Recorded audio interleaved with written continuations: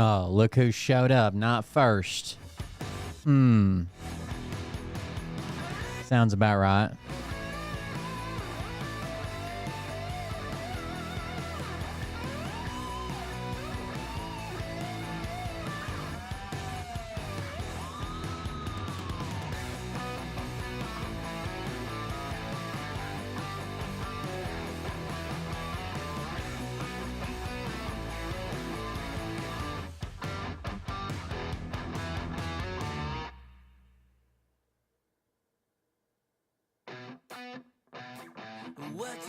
What you think about when you're born into a fire? Let them burn it out. Sell them to the richest buyer. They wanna let the world decay. They tell us lies and fade away, fade away. We feel betrayed. We were raised to lose the race. Wake at the back of the pack. We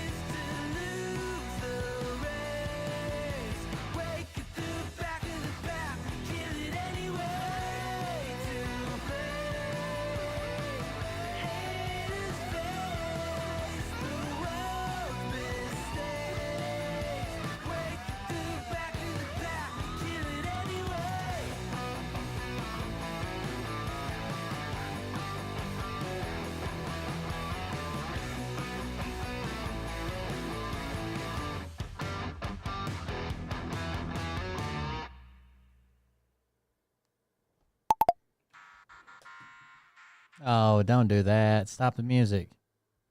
Let's roll the intro. Hey daddies, it's me, the Linda Binda from TikTok. I wanted to make this video because I wanted to thank you for watching Cold Beer Confessionals with Will Bird.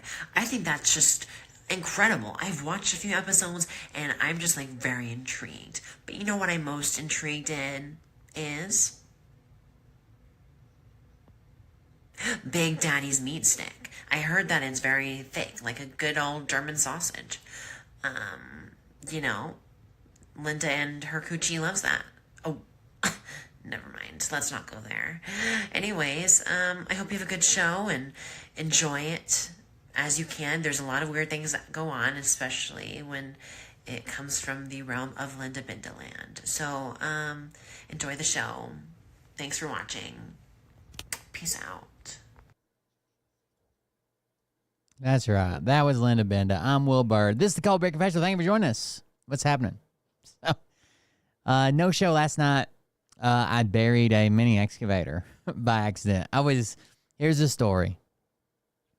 First of all, it was the video I made was after I'd worked on it for a couple hours for TikTok, but I had mud in the cab with me over my boots.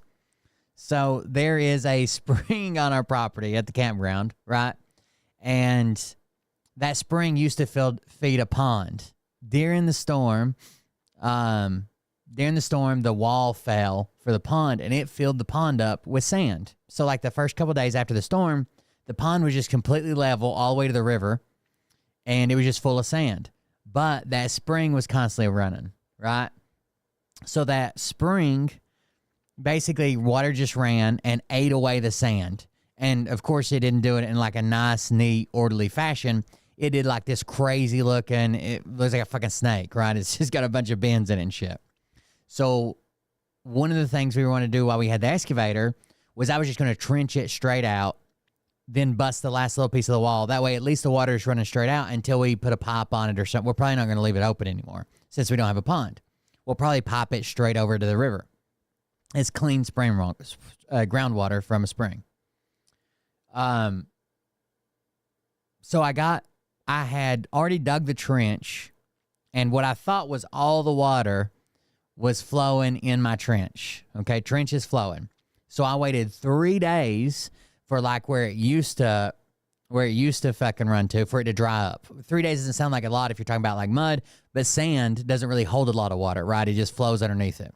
That was one of the first problems. So even though I thought I had all the water going in this trench, what was probably happening is some of it was going beneath that sand and just spreading out like a field of water. So I get the mini X and I go all the way around, like this big long trip around to get to the other side of the pond. And I make the big long trip around, get down there, and it's got a blade on it like a dozer, right? Like you can push stuff with. So I'm taking the dozer blade, and before, when I would try to get out on this area, it was like a thick quicksand, right? It was almost like being on Jello. Not just like driving in mud, but like when I would drive the tracks of the Mini X up there, you would like see it ripple in front of you, right? It was very scary looking. And it's really thick. I don't know how to describe it. It's like a non-Newtonian fluid, right? Like the type of fluid that you can like stick your finger in, it feels like liquid, but then if you like punch it, it's like hard. Well, this ground in front of me would like ripple before. But this time, I thought, no. I've sent all the water down the trench, so it's probably solid. So I had like the blade out in front of me. I was cutting like a road, basically, and I was watching the blade. Because if the blade cuts it good, just like it's dried sand, probably good to drive on. If the blade starts sending ripples out, I'm not going to drive on it. Everything was perfect. I was driving out. I would cut a little bit, back drag a little bit, float it out, and then check and make sure it was solid. Then I'd cut a little bit, back drag a little bit, make sure everything was solid. I was even taking big-ass scoops of completely dry sand that I knew I could reach, throwing it down in front of me, pushing that in, back dragging, doing everything I could, right? I get all the way down there, and what I'm doing is, I guess I can draw a picture to explain it. What I'm doing is trying to finish closing up like the shitty part of it, right? The messed up part. Hold on.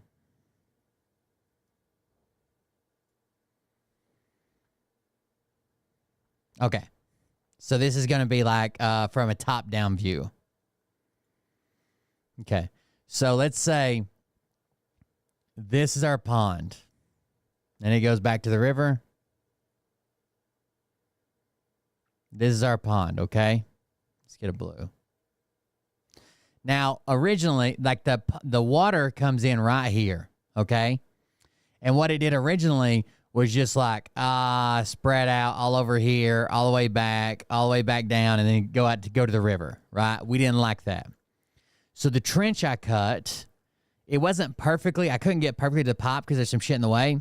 So the trench I cut, it still went this way a little bit, right? And then it kind of went straight out to the river. I don't know why it keeps skipping. It went straight out to the river. So that's the new trench. That's where I got the water going now. Now the excavator, let's do red. The excavator, this was all, of course, where the water used to be. The excavator I was bringing in this way, right? And while I was coming in, I was building up a bank. Because all of this originally had water on it, so it was all cut out. So I was just building the bank and flattening everything out to reinforce this trench. I already had a bank on this side to keep the trench in bounds, right? Just to reinforce it. So I get all the way over here to right at the very back of the pond. And this is like, this right here is steep. It's like 30 feet up. And this is probably 30 feet up.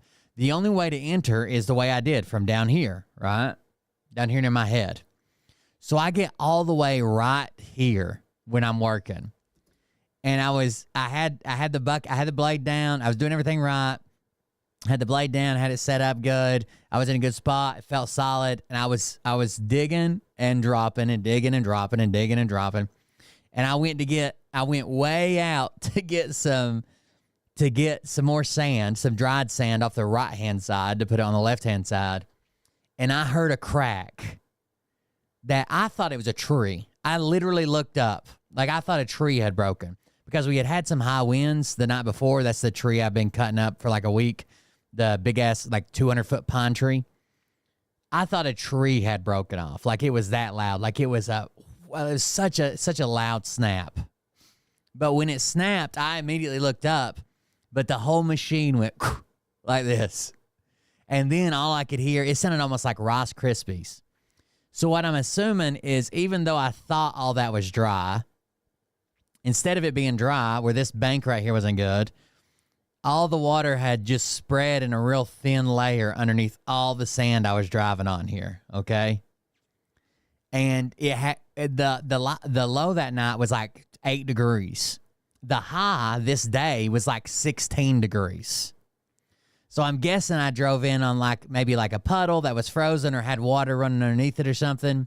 Because when it cracked, before I could even swing the bucket back around to see what I was doing to like get out, I was raising the dozer blade, swinging at the same time to get it back on the tracks, swinging around to be facing out so I could at least see where the fuck I'm going because it was already getting dark. Or it wasn't getting dark. It was a shadow. It was getting long shadows, I guess. It was in the evening. It was probably like 4 o'clock. And it gets dark at like 5:15. Swung around. Before I could do any of that, both the tracks were sunk. Okay? And then it didn't matter what the fuck I did. Everything around me is just loose sand. None of it's packed. None of it's fucking solid. There's nothing to grab onto. There's nothing with roots in it. There's no fucking trees. There's no nothing. I'm just out in a big fucking sand field.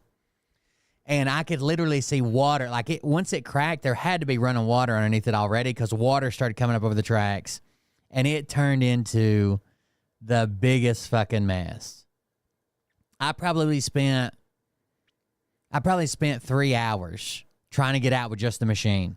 But it was literally like quicksand. Everything I touched got worse. Every time I moved it, it got deeper. I worked for 3 or 4 hours just to get the tracks to where I could see them. They weren't on anything, right? I was sitting on the dozer blade in the bucket, but just to get the tracks up to where I could see them. And it had so much suction in it. Like when the traps would break free, you could hear it like it would release the tracks and pop off. And the machine it's a good machine. It goes a lot of places, but it doesn't have enough power for what you want to do. Like if you got like a big track hoe You can reach out to something solid or put the bucket on the ground. You flip that motherfucker over. This thing has enough ass to lift itself up, but just barely. So when you add on hundreds of pounds of fucking mud and suction and fucking water and shit, it was so bad. So it got down. The worst it got was literally in the cab with me. My boots were underwater and mud, like over my shoes. It's 16 fucking degrees outside. Thank God it was like really, really thick, like quicksand shit. So it didn't really like get in my shoes. It just like coated me with it. I worked for several hours to try to get it back up just to where I could see the tracks and shit. Then I got out with a shovel, trying to get stuff under the tracks, trying to clear the tracks because it wouldn't break suction in the back, only the front. Worked on that for a couple hours. Then the other guy who runs the machine sometimes that stays at the campground, Rob, he come over there and he's like, "Oh, that sucks." I was like, "Yeah, it's fucking stuck. I gotta go tell the owner of the campground. It's not as bad as it looks. I'll get it out tomorrow." Because it was getting like dark at this point. Was past dark at this point. And he's like, "Well, the campground beside us, they just got a skid loader, like a skid steer on tracks. They're like, I'll just go get the skid loader and we'll just get it out right now." And I was like, I don't think it's gonna pull it out. And he's like, "Oh yeah, well, it didn't fucking budge it, dude. It didn't move. It didn't jerk. It didn't fucking rear up. It didn't do shit." I was like, "No, let's just cut it loose. I'll get it back. I'll get it tomorrow. But when they both left, when the skid loader left, they both left. All I kept doing was working. Like I would drop the dozer blade some and lift up on the bucket a little bit more, and then I'd raise the dozer blade. Then I'd drop the bucket a little bit and raise the dozer blade more. So I was just like working it basically like this, like back and forth, back and forth, back and forth for like 30 minutes. And that's the highest I ever got it out of the water. But I could tell where I was at that if I had like dunnage, whatever it was, if I had something to get under the tracks, I could probably get back up on the dry part of the hill that was to my left, not straight out, but to my left. I would have to get something on the tracks and be able to turn and go left. So I worked on it, ended up I set the ass so far, like I had to get the front of the tracks up to get something on the front of the tracks. But I set it at such a steep angle, it was like I was setting in it at like a 45-degree angle. And the motherfucker only had a half a tank of fuel in it. So when I set it up like this, I was so close to getting shit under the tracks and possibly getting out, and it fucking died. All the fuel ran to the back of the tank, so it fucking died. Just fucking died. So then I was pissed off, and I knew I probably should do it the next day, but I was like, fuck it. So I went and got diesel fuel, came back, filled it up. It wasn't even empty. It would only hold a gallon. It was just where it all ran. I guess the tank isn't baffled. It all ran to the back of the tank. It only hold a gallon and a half or something, but that was enough to start it. So I worked it back and forth, and what I did was under the front, I got a 2x4, or two 2x4s. Then under the back, I got two 2x4s. Then once I was on the 2x4s, I got a 4x4. It just crushed them. Then I got a fucking 4x4. And then under the back, I got a 4x4. And then I got this big-ass hunk of shit underneath the dozer blade. It was just like a big-ass piece of driftwood. It was basically like a half a stump, right? It was a stump that was like split in half. I was able to pull it to me with a claw, dig a hole, and get it under the, dig a hole by hand, because the bucket doesn't reach all the way to you because they know somebody ripped the fucking machine apart. So dig a hole by hand, get that under the dozer blade. That lifted me up probably like a 2 foot out of the water. And then I got railroad ties underneath there. And then finally, once I had railroad ties underneath it, I was able to start. I was sitting on railroad ties. I was able to start turning, but then I needed another set of railroad ties to catch the tracks before it tipped over. Then another set of railroad ties. Then I just fucking got straight up the hill and got it out. It's pretty bad. I'll show you the TikTok videos. The TikTok videos don't really do it justice because I was mostly out of the water by then. Like I had the tracks to where you could see them by then. Before that, there was literally like fucking mud in the cab with me. And some of you may say, but how bad did you mess up? Well, just about this. So this is good right here, right? You can tell I'm on the bucket. The dozer blade's completely buried. It was up to here. Like you see where the logo is, the TB 235? It was up to there. You see the mud on the side? This is better. This is the best I had. I wish I had taken video. The reason I didn't take a video at the worst is because I thought it was sinking. Like I thought I'm in quicksand. There's probably 12 foot to 20 foot of sand where I'm at. And if this motherfucker keeps sinking, it's just gone. Good thing we got the insurance, I guess. This bad. That's it. That's as far as I made it to right there, and that's as far as I got back. To the point where we're now to hand tools. Dude, I don't know. I was trying to get Anytime I've ever gotten a piece of equipment, an excavator ought to be able to dig its way out of fucking hell if it needed to. Anytime I get to the point of using hand tools, it's pretty fucking bad. in here to dam up this spring so it go out a ditch I made instead of just everywhere. Now we just ain't moving, and there ain't nothing to grab a hold of but mud, dude. So it wasn't as bad at this point, but I thought I'd make a good video. First of all, this is our little secret. Nobody tell United Rentals. Second of all, got out of that bitch. We got it, baby. I took one step off the excavator and I fucking hurt my quad, like my hamstring and shit. I stepped off with my right foot off the excavator and I went all the way down to like 6 inches above my knee, and my other foot was still on the goddamn track, like bent up, like backwards and shit. Like I had to, at one point I was laying out across the mud to like get apart. It was legit like quicksand. It was insane. So I did get it out. How bad did you mess up? Well, just about this bad. All right, I got it out, and I've got a message for you, United Rental. We listen and we don't judge. Okay? I'll hose it down for you or something, but we listen and we don't judge. So that's why I wasn't here last night. I buried an excavator to where a skid steer and a tractor wouldn't fucking touch it. We had pulleys and ropes and shit rigged up. It was just buried, dude. It was so goddamn. I never imagined sand as being sticky, but there's something in our sand that, like, even when I ride my one wheel and it's just rained, you know, the sand should basically just fall off. It throws it like on the inside of my pant leg, and it like fucking sticks to it. It's like I guess it's like a mixture of mud and sand or something, and this shit's wild. That's why I wasn't here last night. That's why we canceled the show. I did get it out. Probably, I think I got it out at like 8:30 or 9 o'clock at night. And it gets dark at like 5 something. So yeah, it'd been dark for like 3 or 4 hours. I finally got it out. It was a mess. I'm glad we didn't lose it. It's never as bad as it looks, I guess, because they're really good at like getting out of muddy situations, or it's on tracks, right? Like a fucking tank. So it's never as bad as it looks. But when it's just fucking sinking and you can't do anything, I was like, what the fuck, dude? The only reason I had the door open, it was freezing ass cold. I had the door open because I was afraid. I almost sunk deep enough to where I was afraid I couldn't open the door. I was so deep, I couldn't even swing the machine. So like when you swing the machine, the whole body swings. I couldn't even swing. The mud packed in beside of it, and that was it. There was no swing. It was just wherever the bucket was, where the fucking bucket was, until I got it up to where, basically where I took this video. But yeah, it was pretty bad for a while, but we're making it now, I guess.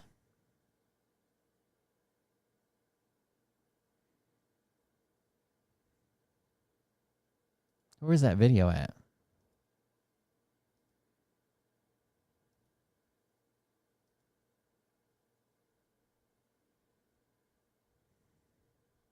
Trump doing his famous handshake, jerk the fucking guy down handshake, weird dominance play here. This is so awkward.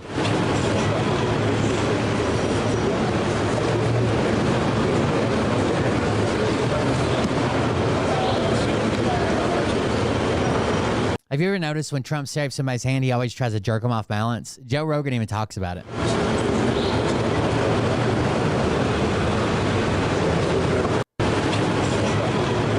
He immediately pulls back. I don't know. I'd be pissed if somebody did that to me. If somebody went to shake my hand and immediately pulled away from me, they're all cheering him on like it's some type of power move or some shit. I'd be pissed if somebody did that shit to me. Oh, well. What else we got? We got this clip that needs to be saved for future generations. Make sure your baby's okay.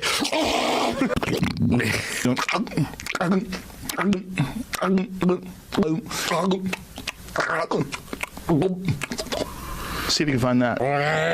Boom! Yeah. Snap. Oh, yeah, gone ballistic. Did they record it?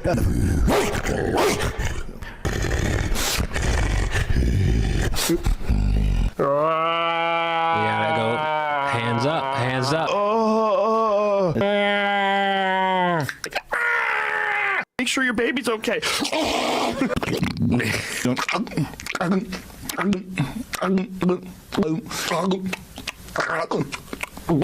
I can't imagine what he's doing an impression of. See if you can look that up. See if you can find that. See if you can find that, Jamie. I can't imagine what impression that could possibly be. See if you can find that, Jamie. We got a Kentucky sheriff judge update here, exclusive from News Nation. Before the United Healthcare CEO was gunned down on the street. This is the sheriff that gunned down the judge after using his phone to call his daughter. Shot him, went to leave, come back, shot him some more. People heard it. They just had lunch together. Everybody said they were fine. This is that whole weird story. Streets of New York.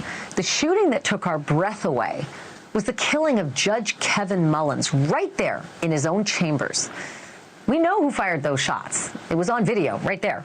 There's the video right there. He pulls the gun. The guy's like, wait, no. Shoots him, goes to leave, walks around. The guy's crawling around his desk. By the way, I called this. You can say whatever you want to. I was making jokes or whatever. The first thing I said about this man's office is it looks like a casting couch set. I don't know if you guys remember this. We made a big fucking joke about it looks like a fucking porn set. Why does it look so much like a porn set? Why does it look like that guy who does the pornos with the shoplifters? And it looks like a fucking porn set. This doesn't look like a judge's office. Well, it's because he was fucking bitches and recording it in there. That was Sean Mickey Steins right there with the gun. He was the sheriff at that time of their rural Kentucky county. And he was also a close friend of the judge. And he's not a sheriff anymore. He's an inmate waiting for trial. But just like the CEO murder, the motive in the Judge Mullins case is a mystery, which means that the two men's long shared history has been under the microscope. And tonight... By the way, they're still trying to act like there's no motive in the CEO of United Healthcare. There's a motive, dude. He fucked somebody over on insurance. Dude, fucking medical expenses ruin your fucking life in America. He fucked somebody over. That's what happened. There's a motive. A gut punch of an exclusive to tell you about. It turns out there are his goofy ass. That's a judge, dude. He looks like a 50-year-old man who went back to college and joined a frat. Recordings about the dead judge that tie him to some very dirty business in that county. A sex for favors scandal that sent a former deputy to jail and got the sheriff, who's now facing murder, sued in federal court. News Nation investigative producer Allison Weiner uncovered these recordings, and she joins me live now. You're such a great producer. I mean, we send you out to dig this stuff up, and then I have to have you on television to report it. What kind of a recording are we talking about, Allison? So you remember the case that was going on that the judge was involved in, the sheriff was involved in, but it was about a deputy having sex with an inmate, and it had something to do with her ankle monitor or some shit. Turns out the judge was doing that. It's well known in the women's jail there that if you want to get out on bond, you sleep with a judge. He records them, allegedly, according to this recording. If you can't come up with a $600 or $700 or whatever it is to get the ankle monitor put on for 6 months, you can fuck the judge. Well, these are recordings from the criminal investigation into Deputy Fields, the guy that went to prison for the sex for favor scandal. And Deputy Fields was convicted of rape 3, of sodomy, and also of perjury. So the recordings are from his victim. And she subsequently has filed the civil rights lawsuit in federal court. The victim is Sabrina Atkins, and she was interviewed by police about what had happened to her when she was an inmate in Fletcher County in Whitesburg. And that's where Sheriff Stein was working, and also where Ben Fields was working. And these recordings, I was listening to them, and I just sort of stopped and was like, I'm beginning to see that Sheriff Stein's life was coming apart, like sort of one block at a time. And this was not a good thing that I was listening to. And let's take a listen to it and then we can talk about it. He does have some videotapes of some stuff in the judge's chambers. What kind of stuff? But he does have some videotapes of some stuff in the judge's chambers. What kind of stuff? Just like with girls, sexual and stuff. It's hard to understand. Girls, sexual and stuff. What describe? Have you seen the videos? I've seen one partly, just him having sex with girls for their bail to get out of jail. Him having sex with girls for their bail to get out of jail. Who was having sex? Ben and just some higher ups up there. Who? The judge and. You saw the video? Yeah. What did you see on the video? I mean, I've seen Judge Mullins having sex with a girl. Who was the girl? I don't know. Because I don't know a lot of people from. Where was it at? He's off in the judge's chambers. In the judge's chambers. He was fucking girls. Get them out on bail, get them out on bond, reduce their bond. Couldn't afford the ankle monitor, so he would just remove it from them. Is that the same place that you... In a lot of places, they make you pay for the ankle monitor for ever how many months up front. So it might be hundreds of dollars to get an ankle monitor slapped on. It's even worse if they do like a scram device or something, like breathalyzer shit. You were meeting Ben. Is that how you know it was a judge in chambers? And this was Judge who? Mullins. Judge Mullins. So it wasn't just like she said the judge. He said this was Judge who, and she said Mullins. And wow, that's pretty clear. That's her saying Judge Mullins was having sex with these people in his. Well, they're thinking if the deputy did it and the judge did it, that the sheriff probably was doing it too, or was going to bring something down on the sheriff or something. Especially if they knew these recordings existed, implementing. If they knew these recordings existed, and it would take the whole system down, right? So they're probably at their wits' end for what to do about it, right? It'd take the whole thing down. Chamber. If there was shady shit going on with all of them. Just like the other deputy. Here's the question I have, because it seemed to me that it became an open secret among female inmates that you can sleep your way out of jail because these men and these higher-ups, not the ones incriminating. I don't know why I couldn't think of that. Kept saying implementing. Necessarily on the screen, this is an allegation only, will have sex for these release favors. So the deputy went to jail for doing it. During that investigation, there was a recording of a woman claiming the judge was doing it. So potentially the sheriff knew about it or was doing it? That's correct. And by the way, the Sheriff Stein denied during his deposition, which was a couple of days before the murder, that he had he had any idea that any of this was going on. But the fact is that the plaintiff in the civil. I guess you just throw out the why. Why couldn't the CEO in New York? Why couldn't it be an alien who took the form of a human who traveled through a wormhole and brought a space laser, but had it appear on camera as if it was a pistol with a silencer, and he was the one who shot him because he wants Pluto renamed as a planet? I guess it could have been. In the lawsuit, again, Sabrina Atkins said that she had heard rumors and that you could exchange sex for not having to wear your ankle bracelet. She didn't say that specifically, but for some favors. And that's exactly what ended up happening because she couldn't afford to pay for the ankle bracelet. You have to pay for the ankle bracelet weekly. And those are the allegations in the civil lawsuit that Sheriff Stein should have known or knew about what was happening with Ben Fields. And Sheriff Stein is the big name in that lawsuit. It's Sheriff Stein and unknown superiors and Ben Fields. So he was facing some heavy damages and the loss of his. So the claim is the sheriff knew about it. Entire career based on this. The criminal lawsuits already happened. The deputy went to jail for rape. The civil lawsuit is now coming about for money, right? Same person, civil lawsuit. And it names upper superiors, the sheriff, and the deputy. Civil rights lawsuit.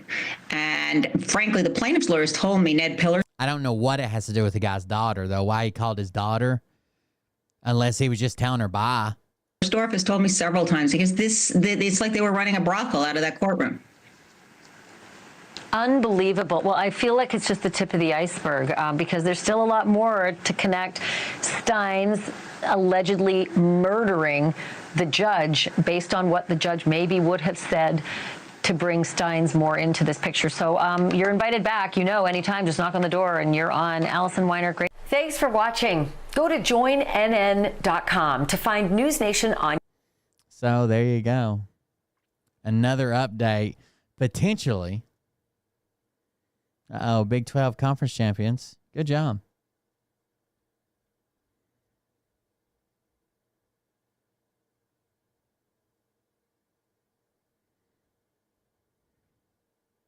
Potentially, it was a sex scandal that was fixing to come down and, I don't know, incriminate everybody, maybe? Who knows? Who even fucking knows anymore? Who cares? We're about to get to the bottom of it, maybe. I want to see this. I guess somebody's doing live coverage of the Syrian civil war. Oh, I was going to post it on Twitch, sorry. Twitch poll time. 4 hours. Same thing. Same question. Oops. Whole other thing we'll talk about. The most powerful of the insurgent leaders, Abu Mohammed al-Golani, said in a statement that rebels were on the cusp of taking the whole country and the end of the criminal regime is near. Oh, shit. Assad's government may be on the verge of collapse, foreign officials told Reuters on condition of anonymity. One U.S. official put the potential time frame as 5 to 10 days, while another said Assad could be ousted in the coming week. A Western official agreed with the latter assessment. And Reuters also reports seizing Homs, an important crossroads between the capital and the Mediterranean, we'll show you a map in a second, effectively cuts off Damascus from the coastal stronghold of Assad's minority Alawite sect and from Russia's air and naval base. The Syrian army and security commanders left Homs on Saturday by helicopter for the coast, while a large military convoy withdrew by land, a senior army officer said. Rebels said they were entering the city center. Thousands poured out there and out into the streets to celebrate residents. I didn't know they had made that much ground up. Wow. You know what? I'm just going to let me just finish reading the first part of this article because it's quite informative. Just a couple more paragraphs here, then I'll take some comments from you guys. Reuters says... All right. Tucker Carlson putting soldiers in danger. Tucker Carlson is lying. American military personnel launched missiles into mainland Russia. So here's why this is Russian propaganda, right?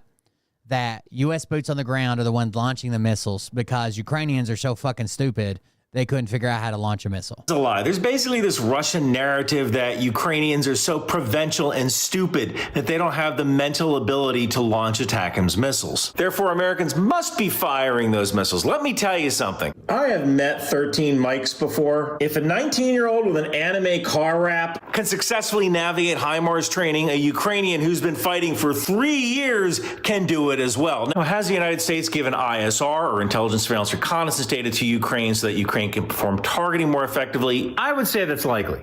Probably. Right. We've probably given them data for more effective targeting, which you could say is a bad thing. Like the U.S. is doing more, so that's bad. We're getting more involved over there. But you could also argue it's a good thing that they're not just randomly shooting it out into civilian centers, right? We're giving them detailed, okay, this looks like one of their bases. This looks like an airfield. This looks like... I served as an infantryman for 20 years. I deployed to combat. I know that lies can endanger the force protection status of our American soldiers. And right now, Tucker, you are endangering the lives of American soldiers. You are no patriot. And I really hope this was worth your ego boost. Ooh, Ryan McBeth. Ryan McBeth's not like a super liberal or anything. He's good friends with Sebastian Gorka. But he's not very happy with these lies that are coming out of Tucker Carlson right now. Russia, I don't think Russia can afford to stop the war. That's another Ryan McBeth thing. Here it is.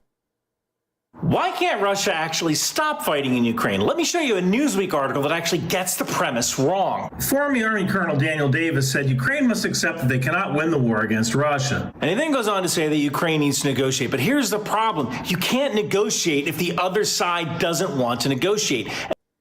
Tucker Carlson is saying the U.S. soldiers' boots on the ground are the one firing the missiles. And Russia right now can't afford to stop the war. As of right now, unemployment in Russia is running at 2.4%. Just about every single person in Russia is either fighting in the war or making material for the war. So what happens if you stop the war tomorrow? You have a heck of a lot of unemployed people. Essentially, you will double your... The worst thing for a dictator, or just a country full of unhappy people, is to take a bunch of young people, let them be trained in how to fight a war for several years, then have them come home, be unhappy, unemployed, unhomed, and all that experience, right? That's how you get somebody overthrown. So even if Russia stopped the war, even if they wanted to stop the war today, it doesn't seem like it wouldn't be a good recipe if they did. Unemployment if you go back to pre-war levels. So you have mass unemployment, and now you have a whole bunch of young people who know how to use a gun and don't have a job. Oh, hold on. I've seen this movie. The fact is, unless President Putin wants to end up like the Ceausescu's, he needs to keep the war going because a bunch of young men who have military experience, know how to use guns, and are unemployed is a bad recipe for a dictator. So why can't Russia actually...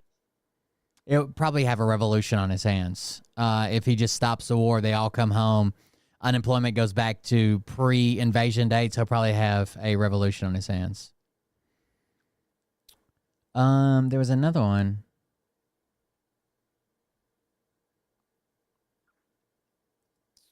A new level of trolling.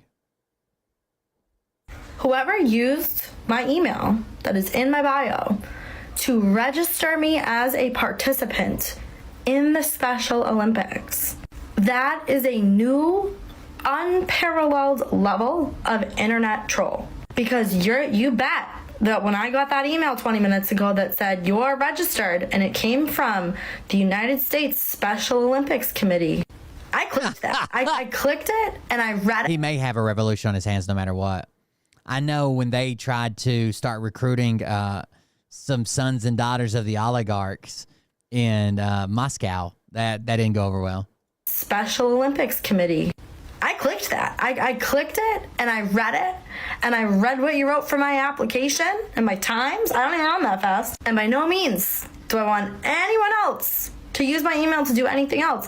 But that was just too ridiculous and shocking not to share. So if you're seeing this and you did that, don't do it again to anybody else. Like, just knock it off. Only sign up for your own things. But I want you to know that I saw it and I read my application that you wrote for me on my behalf. Unfortunately, no, I don't think I will be attending my qualifier.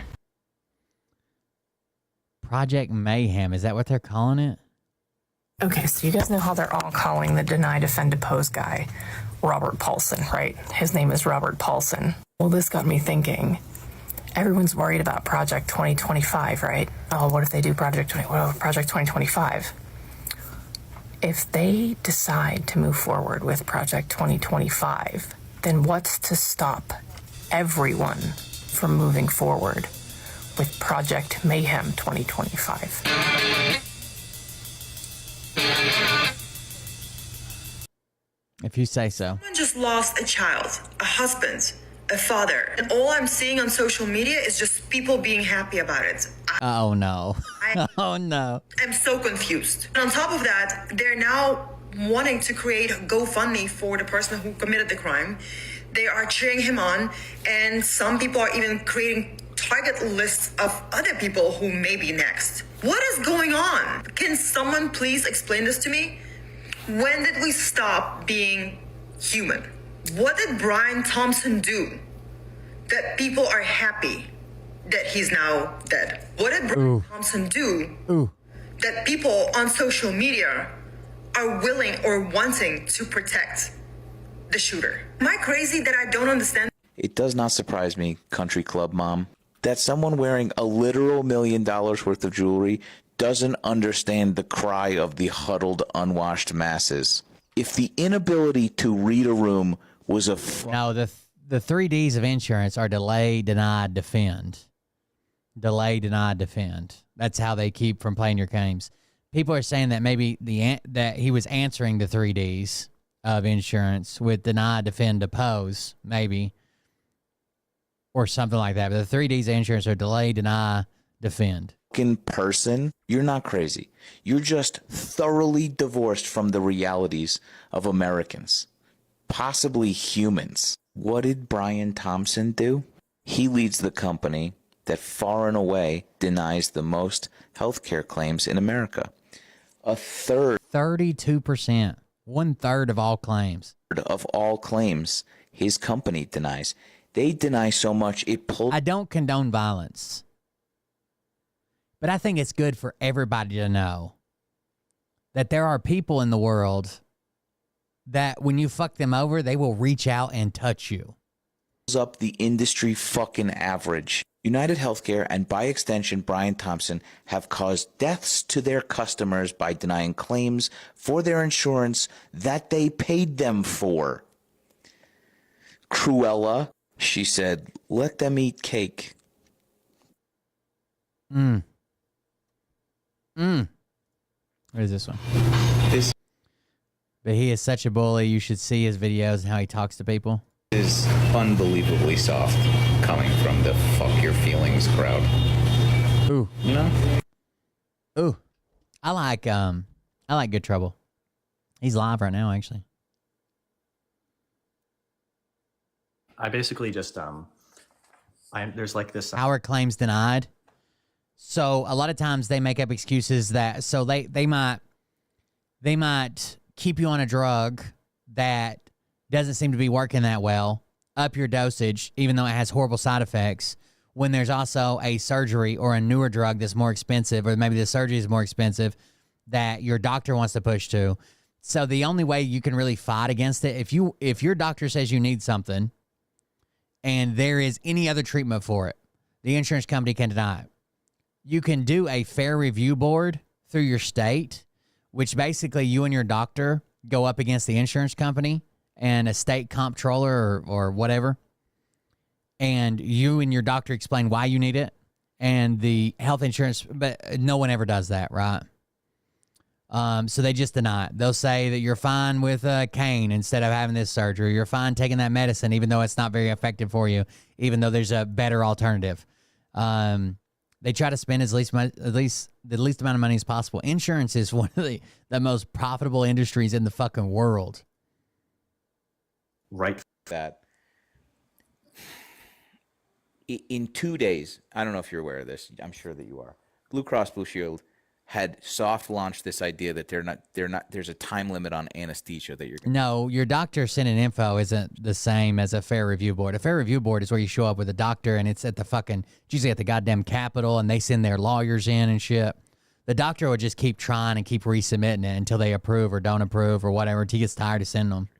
And if you got a good doctor, some doctors will just send it once. If it's denied, they'll say sorry.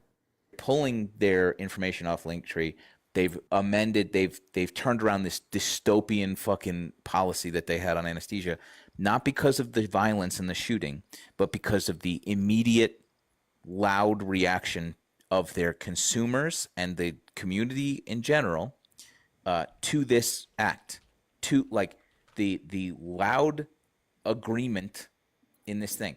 So what do we? I just want to see what he's talking about. This action spurred real substantive change instantly. It's hard for me, good change. It's hard for me to go and say, this was bad. This is a bad thing that he did. Because I understand. I want to make it clear that when I'm bringing these concerns, a lot of they are talking about the shooting. This individual doesn't care about you. My comment has nothing to do with the CEO. I'm more talking about what general principles we should promote as a society. When I talk about why I might have objections to what someone said, I don't care at all about what the actual individual CEO had to do or what implications it has on him. I'm not saying, I care for him. I'm just saying generally what is good behavior to promote and what isn't. And then I'm just going to leave after this one last thing because I don't want to take up all the time here. But about that anesthesiology proposal, I'm going to give my interpretation, so no one should assume it to be fact or incorrect just because of that. But I've been looking into reports of that, and while definitely there was this rage or this push back against it when it was implemented. There's also the other side of the coin where a lot of anesthesiologists, which can be a very predatory industry, what they would do was intentionally have patients be put on anesthesiology longer so that they could charge the healthcare company more. And I think when we just point out to just the healthcare companies as what's causing healthcare to be more expensive, what we're missing is that there's so many other elements that to this healthcare system that cause these unreasonable prices. And I think that, for example, that Blue Cross Blue Shield article that was posted. Are there people still? I just saw somebody talking about it on. Are there still people arguing that the Iron Cross isn't used by like fucking neo-Nazis and shit? I know Pete Hegseth has it, and he's like, "Oh, it's a military tattoo." Yeah, it's the Iron Cross, surrounded by 4 more Iron Crosses. The Iron Cross was originally a German military award for bravery and honor during like World War II, World War I probably.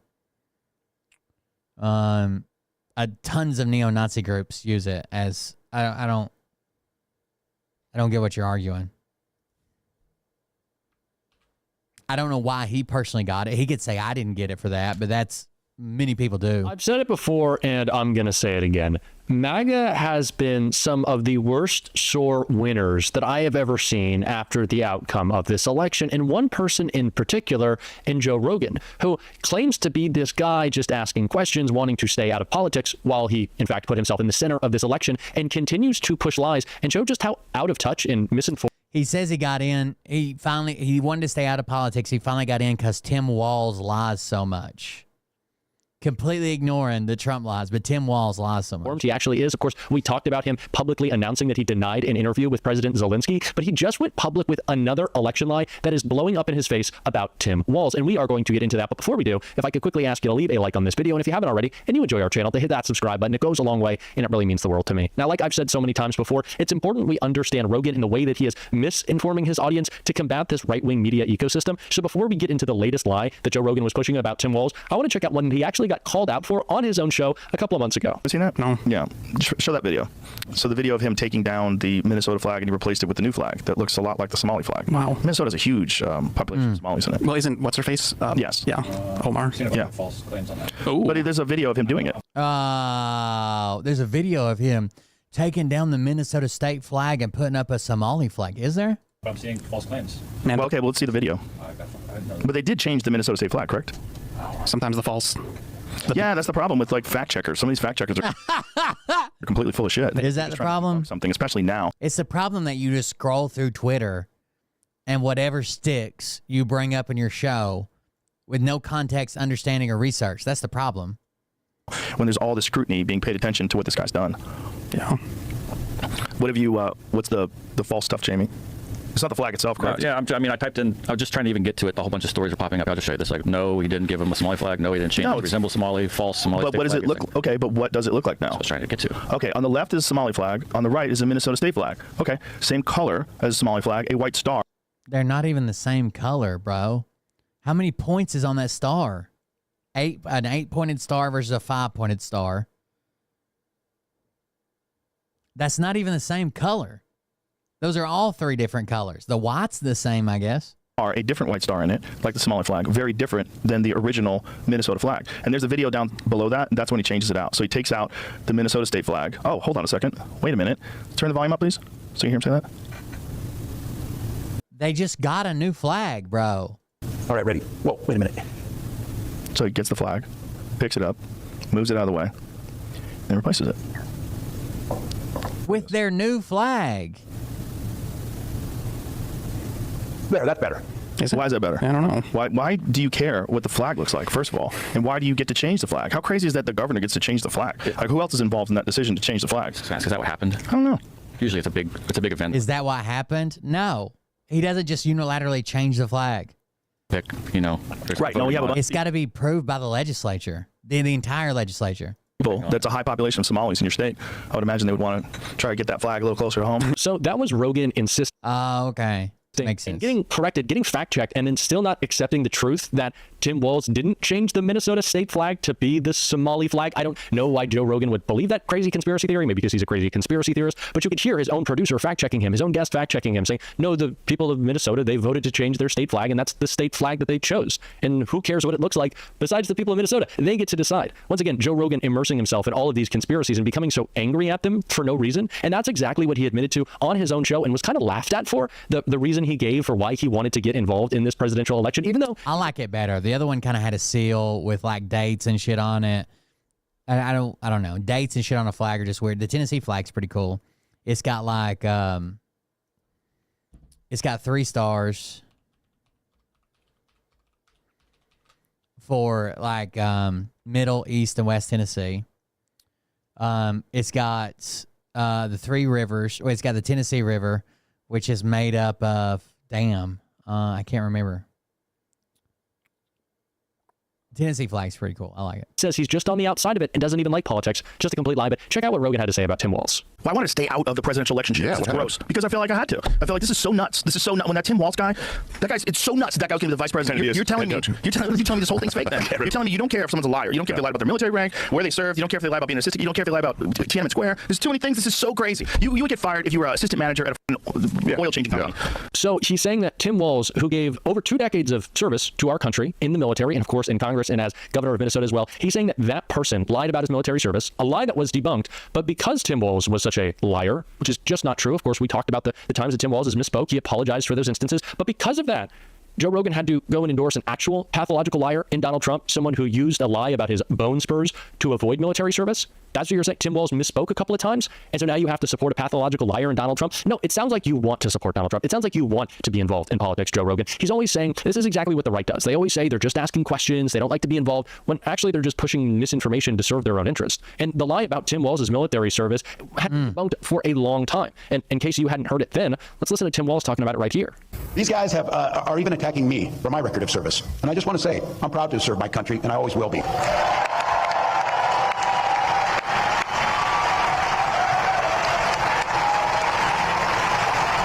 With my dad's encouragement, a guy who served in the Army during the Korean War, I signed up for the Army National Guard 2 days after my 17th birthday. I served for the next 24 years for the same reason all my brothers and sisters in uniform do. We love this country. Then in 2005, I felt the call of duty again, this time of being service to my country in the halls of Congress. My students inspired me to run for that office, and I was proud to make it to Washington. I was a member of the Veterans Affairs Committee and a champion of our men and women in uniform. I'm going to say it again as clearly as I can. I am damn proud of my service to this country. And I firmly believe you should never denigrate another person's service record. To anyone brave enough to put on that uniform for our great country, including my opponent, I just have a few simple words. Thank you for your service and sacrifice. There's 3 rivers. It's the Holston French Broad that form the Tennessee River. There you go. Joe Rogan can try as much as he wants to continue to attack Tim Walz. Still, I don't know why that's in the interest of Republicans. I guess they still see him as a threat, someone who represents progressive values, someone who is fighting for freedom still, going up against Donald Trump. Maybe that worries him. But I don't know why they continue to push this lie about Tim Walz's military record. It doesn't really make a lot of sense. But like I said, this is what Rogan is all about. He can say that he's just asking questions, but what he's really doing is just misinforming his audience. And we have to be able to push back against it. And I talked about this when Rogan said that he would not have Zelensky on his show. Although I think it's dangerous that people take everything he says as the truth. I think it's incredibly important that Democrats go into these spaces where you see the traditional young male. They think he's that big and has this big guest on. He must not be lying all the time. Audience, it is important. We need to be doing more of that. And I don't know that he's coming out and outright lying.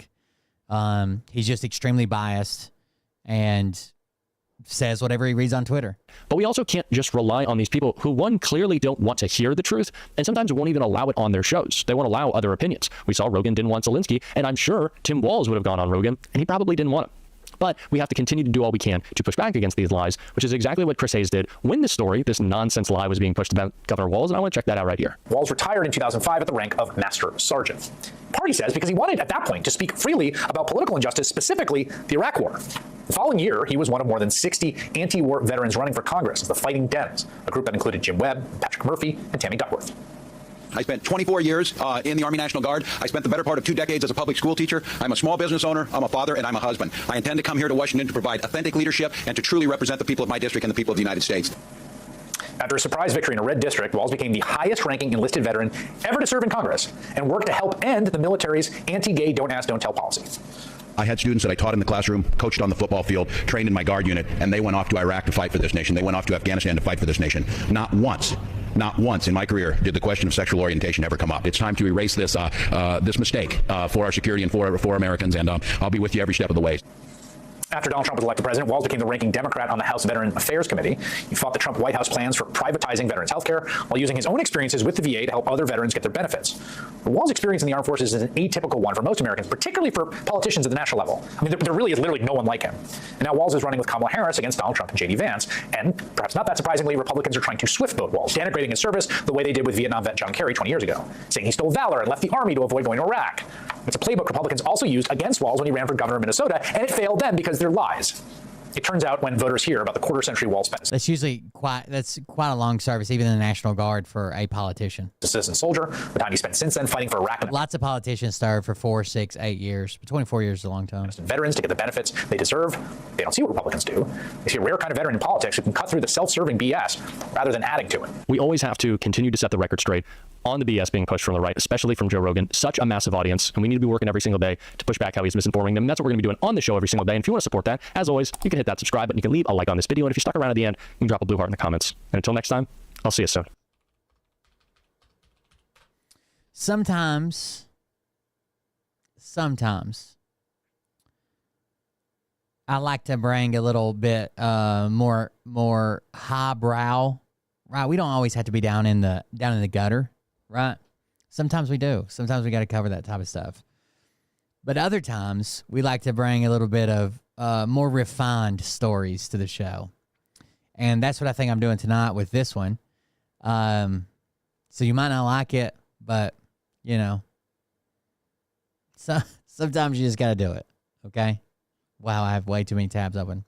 A porn star will attempt to have sex with 1,000 men in one day, and it's sparking health concerns from doctors. Health concerns have been raised in Australia for a porn star recruiting 1,000 guys to take part in her world record attempt at sleeping with the most men in 24 hours.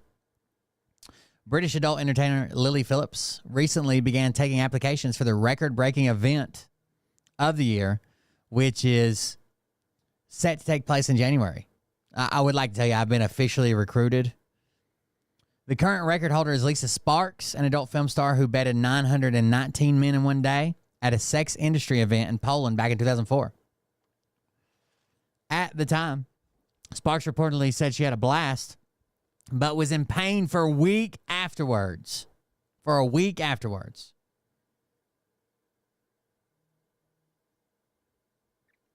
However, Phillips, 23, has declared she's been in training for several months in order to be physically up to the challenge. So what psychological impact would sexual intercourse that lasts a total of 24 hours have on the body? Sydney medical practitioner Dr. Zach Turner, who specializes in preventative health and wellness, warned that when pushed to the extreme, such activity could have a negative effect on the body. Sex at its core is a physically demanding activity that engages in various muscles, the cardiovascular system, and the release of endorphins. Done in moderation, it's akin to a rewarding workout, promoting stress relief, cardiovascular health, and emotional bonding. However, when pushed to the extremes, like a 24-hour sexual marathon, the physical and psychological toll can be severe. Common issues that can arise from repetitive sexual activity can include bruising, tearing, and general soreness. Consider it akin to running a marathon without prior training. Overuse, injuries, dehydration, and sheer exhaustion are almost guaranteed. Lisa Sparks, the previous record holder, herself admitted to being in pain for a week following her attempt, a clear sign of excessive strain.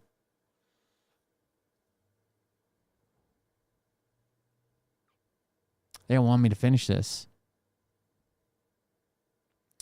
As part of her self-described physical training, Phillips has been having large quantities of sex and gradually increasing the numbers.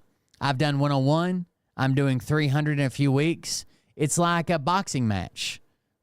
She told the Reality Check podcast recently.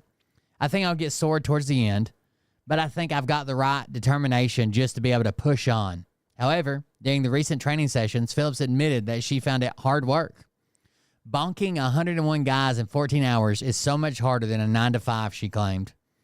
If you talk about a day job, as in going to the office, sleeping with 101 men is so much more taxing. Despite the known health benefits of consensual sex, Turner warned that these would go out the window if the act lasts for 24 hours. Sexual intercourse offers numerous benefits, including improved cardiovascular health through moderate physical activity, stress relief via the release of oxytocin and endorphins, and enhanced intimacy and emotional connection with partners. However, in an extreme scenario like this, the risks overshadow the benefits. Fatigue diminishes the pleasurable aspects, and the constant physical exertion transitions from beneficial to harmful. While it might be a cardiovascular workout, it's one likely to end with more harm than good. Other health elements that come into play include a higher risk of transmitting sexual disease, as well as psychological impacts, Turner stressed. From a medical perspective, it's essential to respect bodily autonomy and individuals' right to make choices about their bodies. However, such extreme endeavors invite questions about intent, emotional well-being, and potential coercion. Social media has magnified these events, often prioritizing shock value over genuine health or personal growth. Phillips has been vocal about the practicalities of orchestrating such a feat, telling the Reality Check podcast she had a personal assistant to organize the time schedule of the event, as well as hiring security.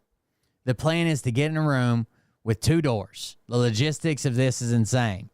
The guy who wants to take part have to send a photo of themselves holding their ID, and my PA has to basically organize them into hour time slots.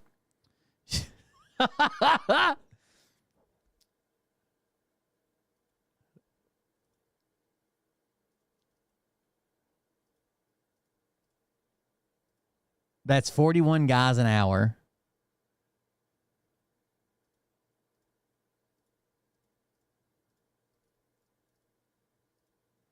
That's 1.4 guys a minute.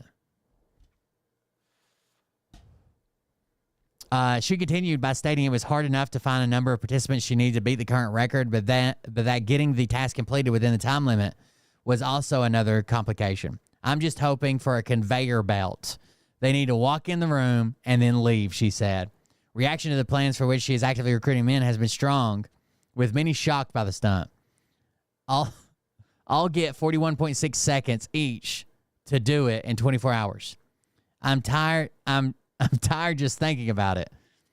Many more stated it was disgusting and sad. Others commented on the sheer volume of sex workers who have been going viral with these stunts in recent months, such as Gold Coast-based Annie Knott and Bonnie Blue, the OnlyFans star who had her Australian visa revoked over her schoolies antics with barely legal 18-year-olds. So Bonnie Blue is a well-known one. Why have we normalized this same behavior? One question. I think there's a bigger problem than logistics, reason another. Sparks, known by her porn name of Lisa Sparks, XXX, drew controversy with her world record after the Polish government found out about the event and threatened to arrest anyone involved. To be completely transparent with y'all, this event is the one thing I regret doing in the 23 plus years in the porn industry to this day. This is the only job I agreed to perform strictly for the money, she wrote on her website. She also revealed that during the stunt, she was so bored that she ordered fast food. Damn. I mean, if they'll deliver. If it was normalized, we wouldn't be seeing this shit, right? If it was normalized, we wouldn't be seeing all this shit.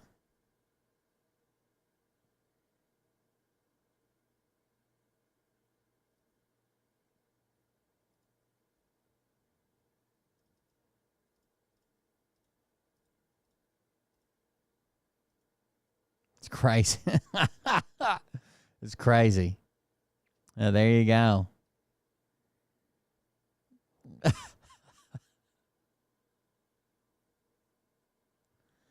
Pretty wild.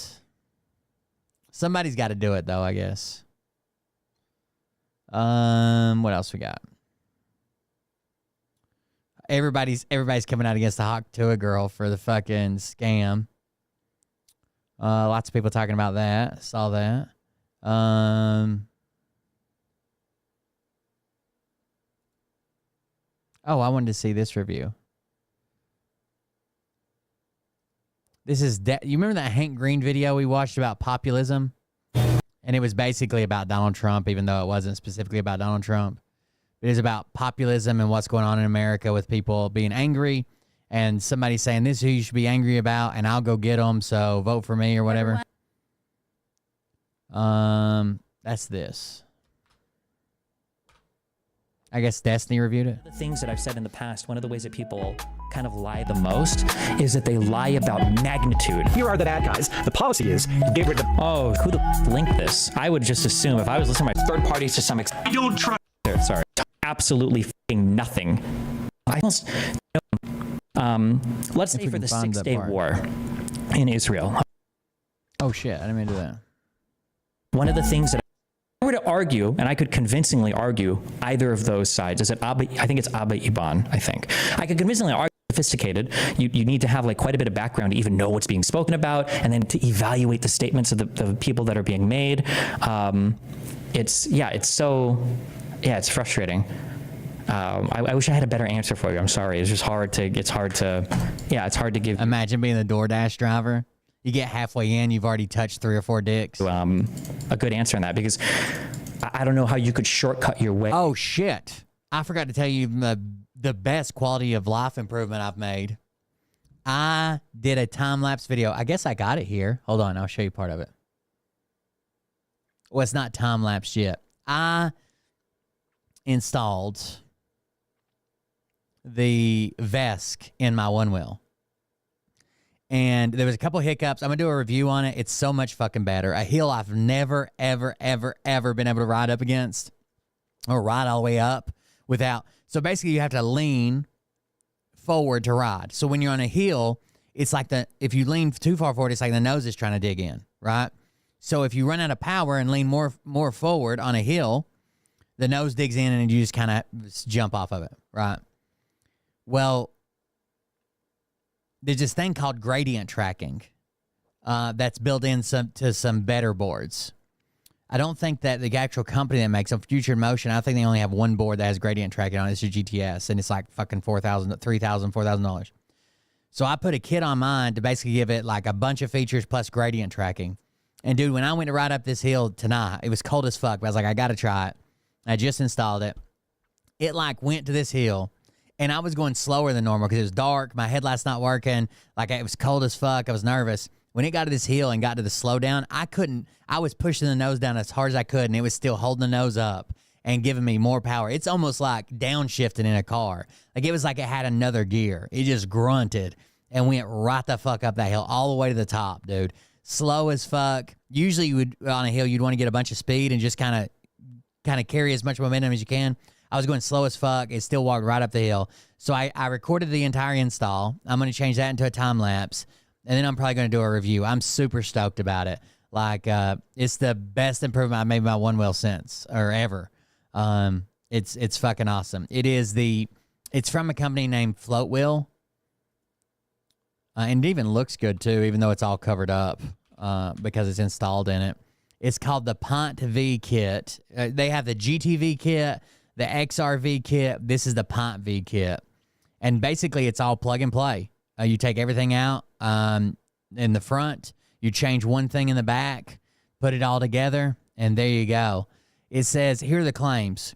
It's a drop-in replacement upgrade for your one-wheel Pont and Pont X. Any firmware versions will work. It will increase your Pont power from 1995 watts to 2,800 watts, which is the same as a stock GT power level. It'll increase your Pont X from 2244 watts to 4,200 watts, the same as a GTV power. If you choose to upgrade your Pont V with a quart battery, blah, blah, blah, you will have more speed with field weakening. You can cruise at 20 miles an hour without any pushback. Boosted uphill torques from 14.2 Newton meters to 22.7, almost double the uphill torque. The shit is fucking crazy. Yeah, it's fucking insane. I'm super stoked about it. Can't wait to do like a video about it. I just recorded the install today, and that was basically it. But I'm gonna throw that in a time lapse and go from there. To just without having like some kind of background level of familiarity with the issue, I don't know how you could shortcut your way into an answer, you know, or into knowing somebody's giving you a good answer. Then how does a fan know if a commentator is lying or not? Fans who watch it's a one wheel. It's a one wheel. I have the one wheel Pont S.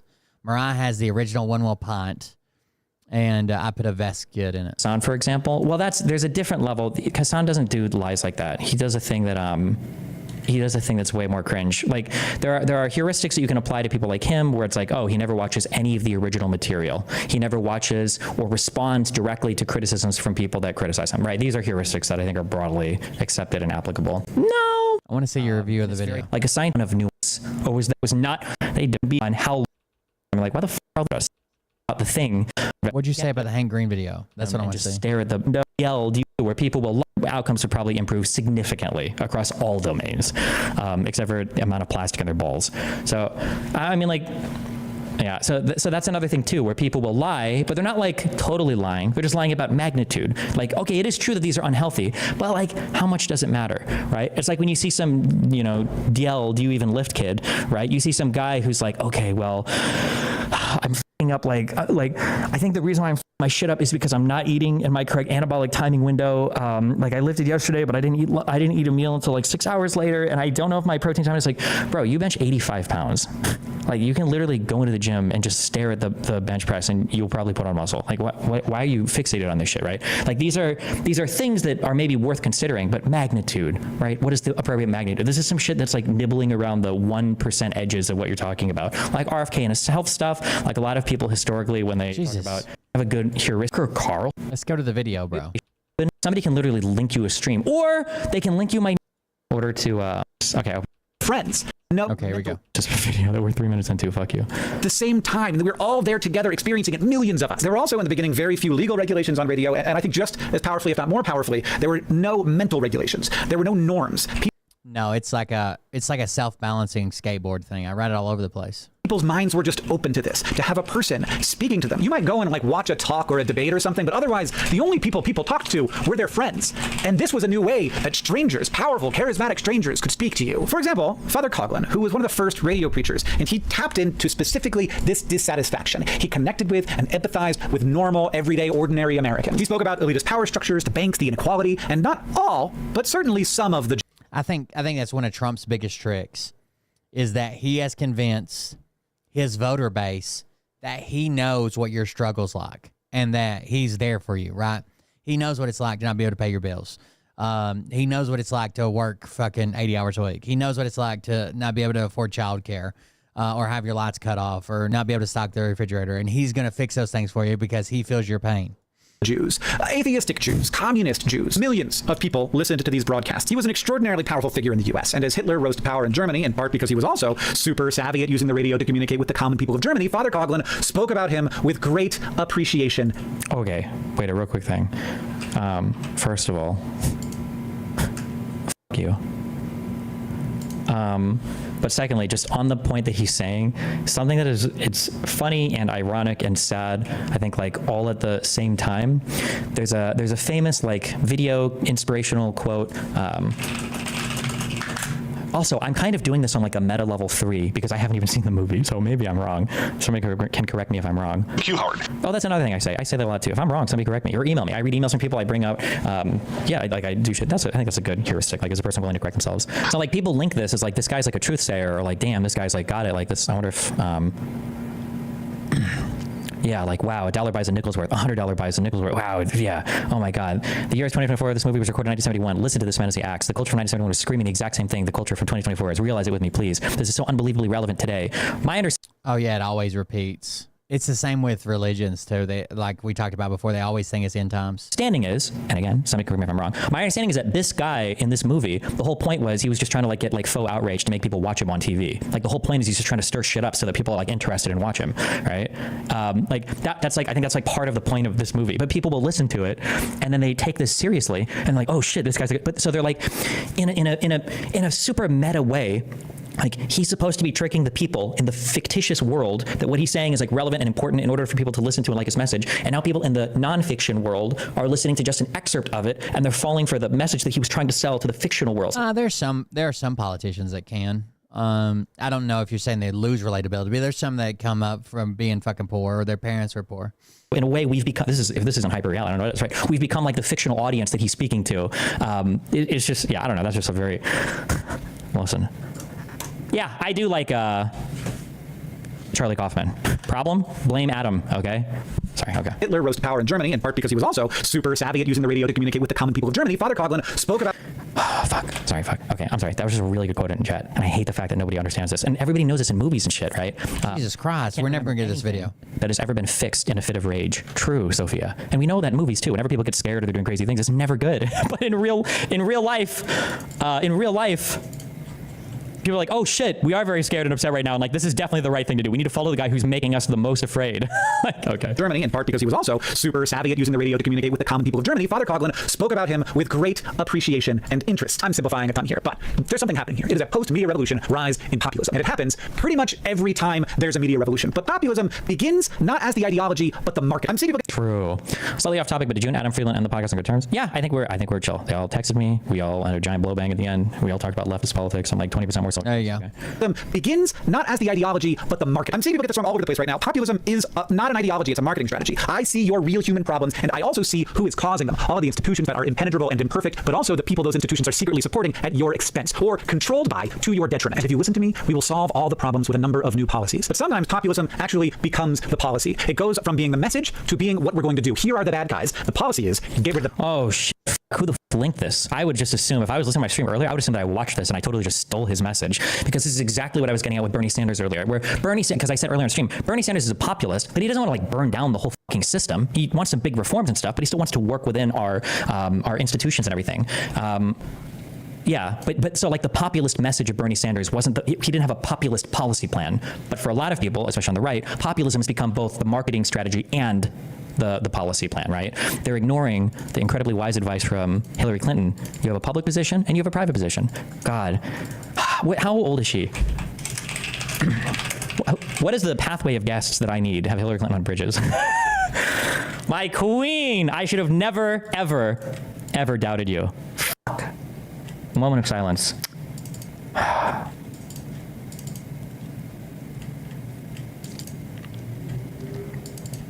She probably should have never said that. Well, it was in a private thing or whatever, and it got leaked or whatever, but that full quote is, isn't like the message to be... I just want the review of the video. The bad guys. The policy is get rid of the bad guys. That's what happened with Father Coughlin. It's what happened with Nazi Germany. Father Coughlin actually started to advocate for the U.S. to work with Nazi... Somebody said network was not about what Destiny said. Sorry, some people in chat are saying apparently the guy was being genuine, but it was the network that was manipulating him in order to get more views for the show. So there you go. That doesn't really change my message, but just to be clear on that. There you go. Okay. That's what happened with Father Coughlin. It's what happened with Nazi Germany. Father Coughlin actually started to advocate for the U.S. to work with Nazi Germany. He was an extremely harsh critic of FDR. He began to say very Nazi-like things about what Americans should do to Jews. But as the tensions between the U.S. and Germany rose, that became untenable. True. Sorry, also people are saying, Destiny, imagine a Hillary foreign policy instead of Biden. It is so funny to me when people are saying like, oh, like nobody would respect Putin. It's like remain popular. FDR basically said, no, this guy cannot talk to the American people anymore. This isn't print. It's radio. It's new. It's a limited public resource. It's a spectrum that we can't fit everything on. And this is one of the things we can't fit on it. And I think this was a fairly clear violation of the freedom of speech. Father Coughlin drifted into obscurity. He became a normal priest again. He died the year before I was born. So people are thinking probably right now, okay, so Trump is like the Coughlin of the internet age, or like the Hitler of the internet age. And like a little bit, like you can see it in there, like the alignment with people's legitimate grievances, the railing against every institution from public schools to doctors, the use of a new, somewhat magical, unregulated communications technology to name those threats and label who is responsible for them as... True. Wait, have you come around to thinking that Obama had the worst foreign policy in this century other than Bush? Maybe. So here's what I'll say about Obama. Heavily constrained, heavily get us the fuck out of any of this. So are we going to be a pair because they're two on bridges? No, I was going to make trying to blow my eyes. I think that I would recommend talk about. Yeah, I don't know. Yeah, there's probably things we're going to disagree on politically, especially about playing nice with people. But I think all of their content is really good. Oh, stupid. Product of a post-media revolution, rise in populism. I don't think anyone would argue with that. It does not mean that he was the same guy as Coughlin or Hitler. But it is interesting that he is a product of a phenomenon that we have seen before. But also, he's not like these other guys in another way, because I don't think that radio is the best analogy for the internet. Radio and TV are centralizing, whereas the internet is decentralizing. What do I mean? Well, to make a radio station, you need advanced technology, lots of money, you need permission. It's very easy to regulate because there are only so many radio frequencies, and governments actually had to quite quickly move in and regulate who would have access to them, or stations would constantly be overlapping with each other, or the most powerful, wealthiest person could just take up the whole radio spectrum. Television has been the same. There were only so many channels, each tightly regulated. They're very expensive to run, and in the beginning, there was only space for 3 or 4 of them. This media revolution, because it was so centralizing, was a force that actually ended up being quite useful for bringing America and other countries together. Why do people play? I used to think the internet would be like this fucking amazing invention where everybody would know what was going on, no one would be confused, no one would be asking stupid questions or doing stupid things because they'd look it up first. so much importance on whether leaders are respected or perceived as strong by other world leaders? Aren't most negotiations primarily conducted by cabinet members and specialized diplomats? Ultimately, aren't we just leveraging trade agreements and economic strategies to achieve our goals? I mean, like, kind of, yeah. I mean, it's important to be perceived as strong, I think, but whether or not you're strong or weak isn't about whether you're a guy or a girl. That's just like, the problem is people who talk about like, oh, is this seen as a strong leader? Usually they have like a 4-year-old mentality about it, right? And this also goes into a lot of like the false masculinity stuff that people have too, right? People will see a guy who's like, you know, screaming in a room and pounding his chest. It's like, God, that dude is like super masculine. Holy fuck. Like, this is a guy that's just like, God damn, he's got it. And, but like everybody that knows is like, this guy is insecure as fuck. Like, Jesus, that's so cringe. Who was the guy? We're just going to say Winston Churchill for everybody, although I think it was Teddy Roosevelt. Is it walk softly but carry a big stick? Yeah, projecting, like Golda Meir was the first woman head of state, I believe, of any major country in Israel. And, was it Roosevelt? And she was the prime minister in Israel in the 6-Day War and in the Yom Kippur War in 67 and 73, I believe. She was a woman against Arabs who at that point in time, and maybe even today a little bit, didn't like women that much. So the idea that like, you know, strong man, weak woman, or it's just cringe. I don't know. No, there is no single world leader that sees Donald Trump as a strong president or a strong man. Like, that's just not the case. I'm so sorry, but that is just absolutely not true. Donald Trump comes off, to anybody that has any level of confidence or esteem, Donald Trump comes off as incredibly insecure and incredibly weak. Like, there's a reason why he responded like so meekly to Kamala's just random personal attacks against him, or why he needs to have the biggest audience, or he needs to have the biggest crowd. And he needs the biggest hands to lie and say, look how big those hands are. Win. I don't have tiny hands. He did win that election's popular vote. Even though he won the election, he had to say it was rigged for the popular vote as well, and it was illegal immigrants. That, like, it's so cringe. Reducing the number of voices that could be heard, thus silencing many marginal perspectives. But eventually TV did start to fracture until we got multiple news channels from different perspectives. First, Fox News with its more right-wing nationalist perspectives, then MSNBC with a more progressive left-wing perspective. Hold on. His strength is just being a bully? No. Well, kind of, but I want to be very clear here. Donald Trump is a bully in the traditional sense that people are bullies in ordinary life. Generally, bullies are people that are weaker than them. That's what a bully is. And that's what Trump's problem is. Because if Trump was, you know what, especially at this point in my life and in my personal political development, you know what? I'm here for an American hawkish foreign policy at this point, because the world is getting a little bit wacky right now, and I think there are a few people that need to get slapped upside the head if they're on some retarded shit. Okay, I like that when the Houthis started doing shit to ships in the Middle East, that Biden was like, oh well, here's the USS, you know, fuck your ass, and we are going to precision annihilate every single, surface to surface, surface to sea, whatever the missile.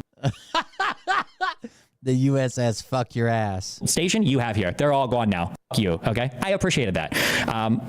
So if Donald Trump was like that, I'm here for it. Donald Trump is not like that. Donald Trump's a bully, and that if he thinks there's like a political target that he can attack that will like strengthen his support in his party, or if he can get rid of somebody who's like inconvenient to him, he'll do it. But Donald Trump is not a bully in the sense that he's like a strong hawkish foreign policy, or even like a strong American-centric foreign policy. That's just not true. More people died in Afghanistan under Donald Trump than they did under Biden. Like more people, like the Russian troops attacked Ukrainian troops like directly head on in the most obvious way for the first time ever under Trump's presidency, and nothing happened. He didn't do all about it. Yeah, I don't know. It's just, it's cringe. Fuck me. Okay, don't care. From different perspectives. First, Fox News with its more right-wing nationalist perspectives, then MSNBC with a more progressive left-wing perspective. But even then, TV was a relatively centralizing force because so much of it was available. And there were lots of rules and regulations that had built up over the years. The internet isn't like this. It is the opposite of this. But there has been another media revolution very much like this. The first one, the printing press. The movable type printing. Sorry, fuck. Responding a lot to chat today. Destiny, you can't really blame us when most people who tweet at you with that tone actually fucking despise you and are openly antagonistic towards you. We can't be expected to do the same level of mind reading you do with your guests when his Ritalин's kicking in or some shit. Probably had cuck fantasies about you already typed up and ready to be copy pasted and tweeted uninhibited. Cut us some slack. You know what? I get it. Yeah, I kind of understand that. One thing that I'll think about this more in the future, or talk about this more in the future. I'm like super handcuffed by, I think I live a little bit too much in perceptions of me. I mean, obviously I'm a streamer, so I have to, but it's very hard for me to put like restrictions or make requests of other people or other streamers or other content creators, because obviously people say like, oh, he's trying to control them, or he's manipulating them, or it's the white blood cells or whatever. But it is, I think it's probably unacceptable. Hold on. That was probably the most cuck statement I've ever said in my life. Hold on. It is unacceptable that I deal with people who basically allow those things to be said, like, uninhibited in their community about me. I think that is probably not an acceptable thing, because I would never allow that in my community. That if I was dealing, like, and if it happens, you get aggressively banned for it. And the idea that when I'm talking to somebody, he's like, okay, well, it's cool with him. And, like, I understand why his whole fan base is calling me, like, these insane, like, Nazi, cuck destroyer, or whatever, or cuck, I guess, whatever the fuck. That, like, that's just his audience. But the idea that none of these people have to hold their audience accountable for fucking anything is kind of cringe. Right. Wouldn't be cuck destroyer, would be something else. Opposite of this. But there has been another media revolution very much like this. The first one, the printing press. The movable type printing press, at least the version used in Europe, was invented by a guy named Johannes Gutenberg to solve the problem of every book in Europe being written by hand, which does seem like a difficult way to do things. For a long time after Gutenberg started making Bibles, no one really knew what to do with print technologies. Books were big and expensive, and there just wasn't that much demand for them. That demand was mostly soaked up by the most powerful institutions out there, which is largely the Catholic Church, the only church of note in Europe. But then a guy had an idea. We need to curate a list of people then. Oh my God, dude. Guy, what the fuck, though? Was I pothole? I think didn't I have like a list of content creators? I'm like, these guys are cool. I recommend these guys. All right, sorry. 8.5 minutes. Okay, it's only taken us 3 hours. We're doing it, guys. Out there, which is largely the Catholic Church, the only church of note in Europe. But then a guy had an idea. He, like lots of other people, did not like how the dominant system was operating. And there had been many arguments about that over the years. And instead of just talking about it, he went to a printer and he said, hey, print me 105-page pamphlets. And that was way easier for the printer than making a whole book. It was cheap. The print press was already there. All they needed was the paper and the ink. This guy's name was Martin Luther. And you might know him from one of the things he made, Lutheranism. People have a dream. For a pamphlet like that, and you'd actually make quite a lot of money as a printer doing it. You could create an economy around that. Printers, in their off time, could just print up a bunch of Martin Luther's pamphlets and sell them themselves. Martin Luther, interestingly, just like everyone on Twitter, didn't actually make any money selling these pamphlets. It was the people with the presses who got paid, and Luther was just doing it because he wanted to get his message out. Familiar. And again, I have to try and get in touch with how weird this must have felt to the people at the time. Books were big and expensive, and for hundreds of years, the ideas of a normal person owning one would have been ludicrous. And so almost all of the people who were printing anything were really big, powerful institutions. But now, there was this thing that was like a book, and it had ideas. Ideas that weren't the ideas of the powerful people who controlled the books. They were new ideas from a guy who wasn't particularly powerful. Jesus, okay. It really does sound like I stole I swear to God, I didn't watch this video in advance. I feel like this was my whole... I shouldn't have even said anything at the start of the stream. We should have watched this video.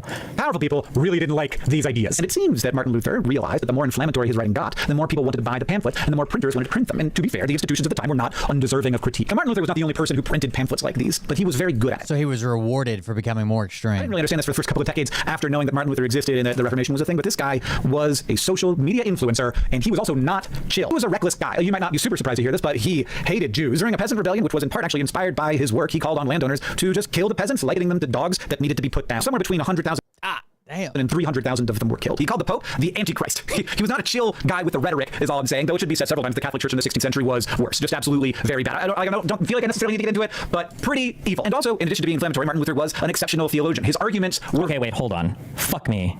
My inner Catholic is coming out.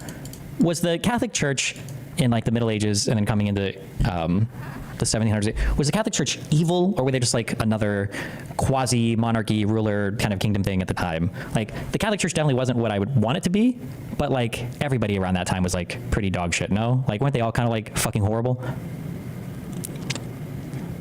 It was super corrupt, evil maxing? right? Oh no, they were kind of evil maxing. Yeah, it was pretty bad. Compared to everyone else at the time? Do you know about indulgences? Yeah. What about them? They're based. It just means rich people get all their sins forgiven.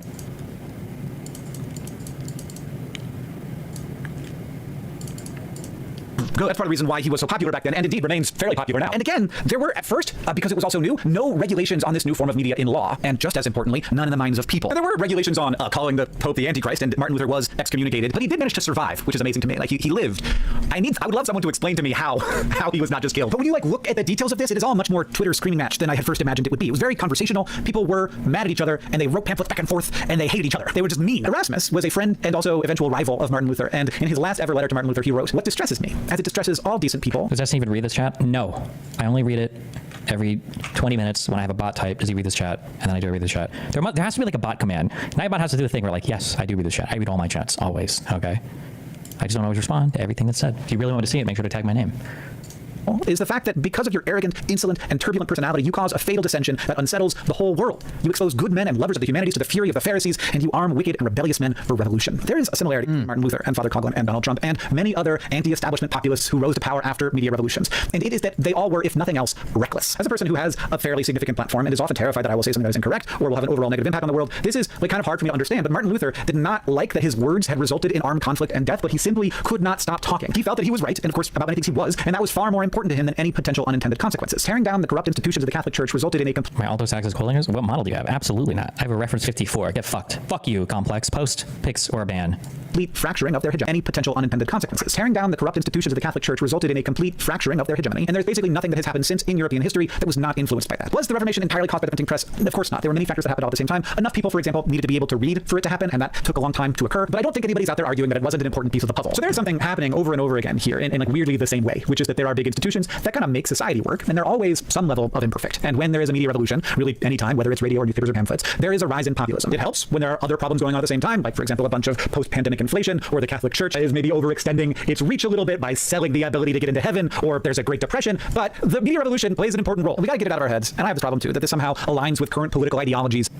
Sorry, Randa, but what's so grateful about a 75% mechanical keyboard? I don't know what that means. It's like a keyboard that only has 75% of the keys, or only 75%. Oh my God! Stay on the video, Destiny. Left and right in the U.S. But in general, there are times when it is more from the left, and by which I mean that the enemy that has created all the problems are the wealthy who gather the power around them. Whoa! Nick Fuentes was arrested. Themselves and use to control everyone else. And then there are times when the populism is more right wing, when the enemy is the group with like an unaligned cultural identity, whether that's immigrants or Jews. 75% is the size of a full keyboard numpad removed. I feel like I've never heard that before in my entire life. I've heard of 10 keyless or TKL, but I don't think I've ever heard it described as a 75% keyboard. I don't know. I like the numpad. I think it's good for data entry, but... or another race or something like that. Nationalistic populism or socialistic populism. But honestly, populism is about marketing, so these things blend together. Populism in America right now is clearly from the right. It's from the right-wing political party, but it has a sting of socialistic populism where people deserve support as long as they are the right people. People who have built those systems are the cultural elites. Not necessarily the wealthy precisely, but certainly some of them are wealthy, and certainly they are like the high-status caste of soft-skinned, overeducated wine drinkers. But it's not like there's nothing to attack. It's not like there's no problems. Anti-establishment populism at this moment was inevitable, both because our systems are imperfect. Oh my God. Situations are not. Oh my God. Oh my God. I just want you to review this video. And because of this intense decentralized media revolution. Like, we need to remember that this shift to authoritarians is not a post-COVID phenomenon. This is an internet phenomenon. Imagine Donald Trump. I just saw that. I think true. I have no idea what model saxophone this is, but it's lacquered in... This is a black lacquered horn. I always wanted one lacquered in like blue, like sapphire blue or whatever. Wait, sapphires are blue, right? But it would have been so tacky, but I don't give a fuck. It would have been beautiful. Something New York pure. I know that the bureaucracies of today are better and more transparent than those of the 1930s, or especially 1470. He needs to up his dosage of his ADHD medication. But they are or some shit. imperfect, obviously. There are real problems in our society, whether that's how easy it is to get unhealthy food or how hard it is to get good medical treatment or childcare. There are lots of real reasons to be pissed off. Communication is what we do. It is the thing that makes us human. Yeah, but if you're mad about childcare and Donald Trump says childcare is childcare, how does that help you? And when a technology like the social internet hits, it's a big deal. Back when print happened, it was the first time any person who did not have a huge amount of power could use a nonverbal form of communication on a lot of other people. And then when radio happened, it was the first time one person could reach millions at the same time. Now, we've lowered that print barrier so far that it isn't just like some overeducated priest like Martin Luther who has access. Did you guys, speaking of social media, print, and all that shit, did you guys see where the reports came out that TikTok was used to manipulate a couple different elections in foreign countries, paid for by Russian bots to amplify, because you know Russia and China are pretty close. Like that seems like. So when they were trying to ban TikTok the first time, right now there's a ban date for January 15th on TikTok, by the way. When the first time it came out that they wanted to ban it, they were just saying like it was dangerous, we need to keep an eye on it, but there was some things they were keeping secret. Things that like congressmen knew about the app, but the rest of us didn't, right? And then the committees and shit, stuff like that.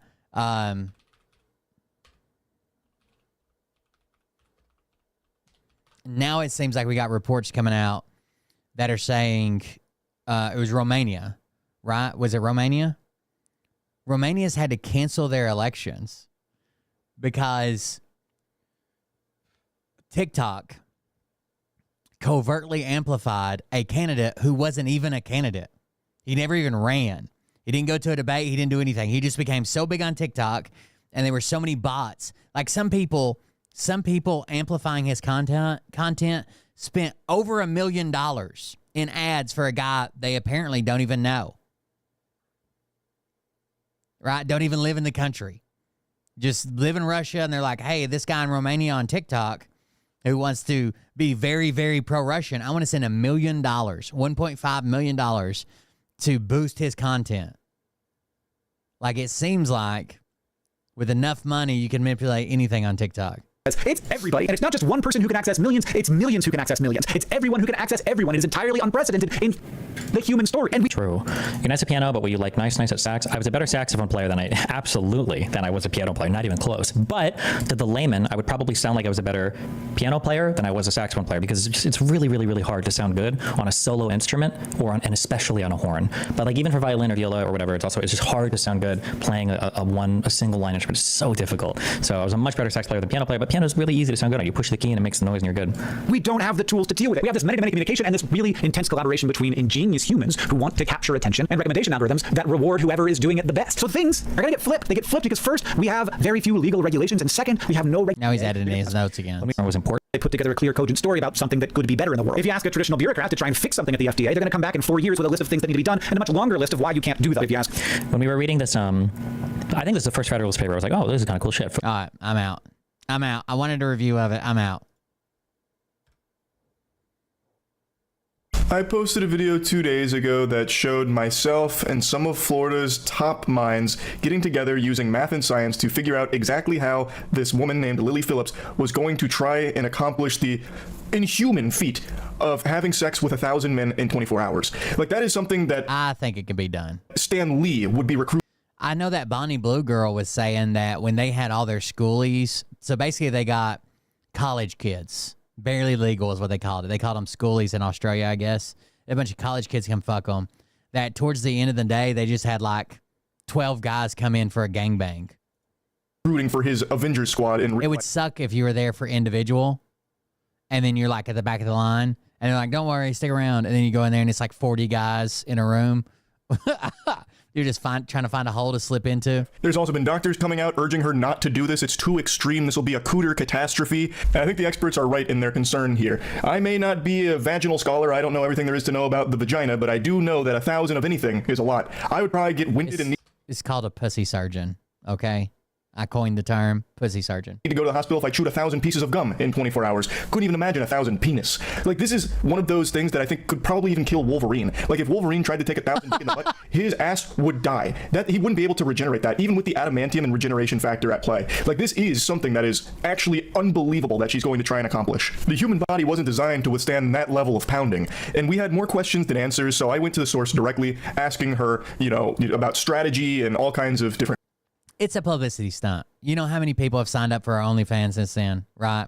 And her trolling, like saying that this is much harder than a 9-to-5 job. That's just to drum up content. The same way we had a streamer on Twitch who like had this little meltdown where she's like, it's $5 to subscribe. If you can't afford $5, you need to get a better fucking job, or you shouldn't be watching me on TikTok. You should be going out there and earning that $5 and bring it back here and give it to me. It was all a publicity stunt. They don't believe these things. I mean, she'll probably still try to have sex with 1,000 guys, but it's for content. The commodity of today is attention.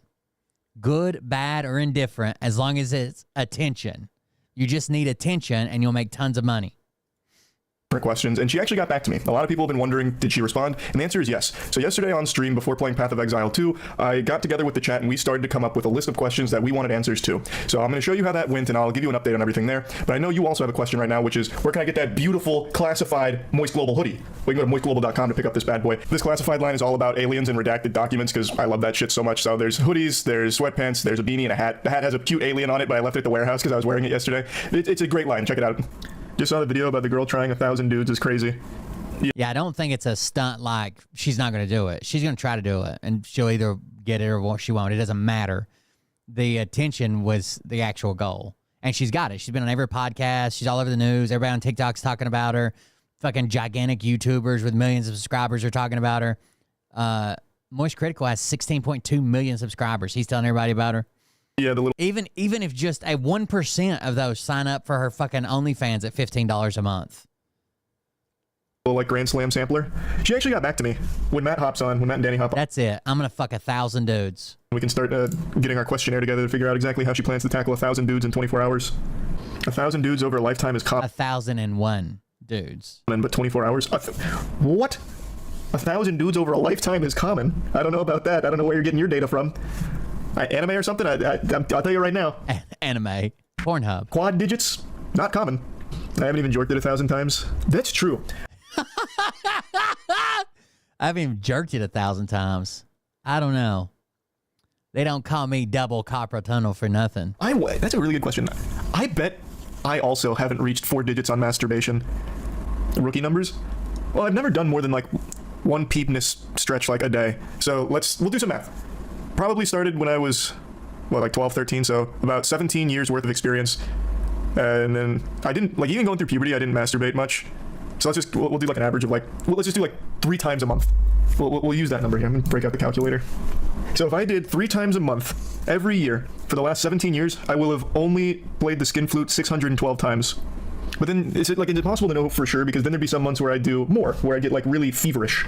But I think it'd be close. I don't know if I've actually done like 1,000 jerks 3 times a month. Yeah, I really did not hit it that hard back in the day. How's she gonna find 1,000 men to sign up for it? She has applications. She's doing a casting call.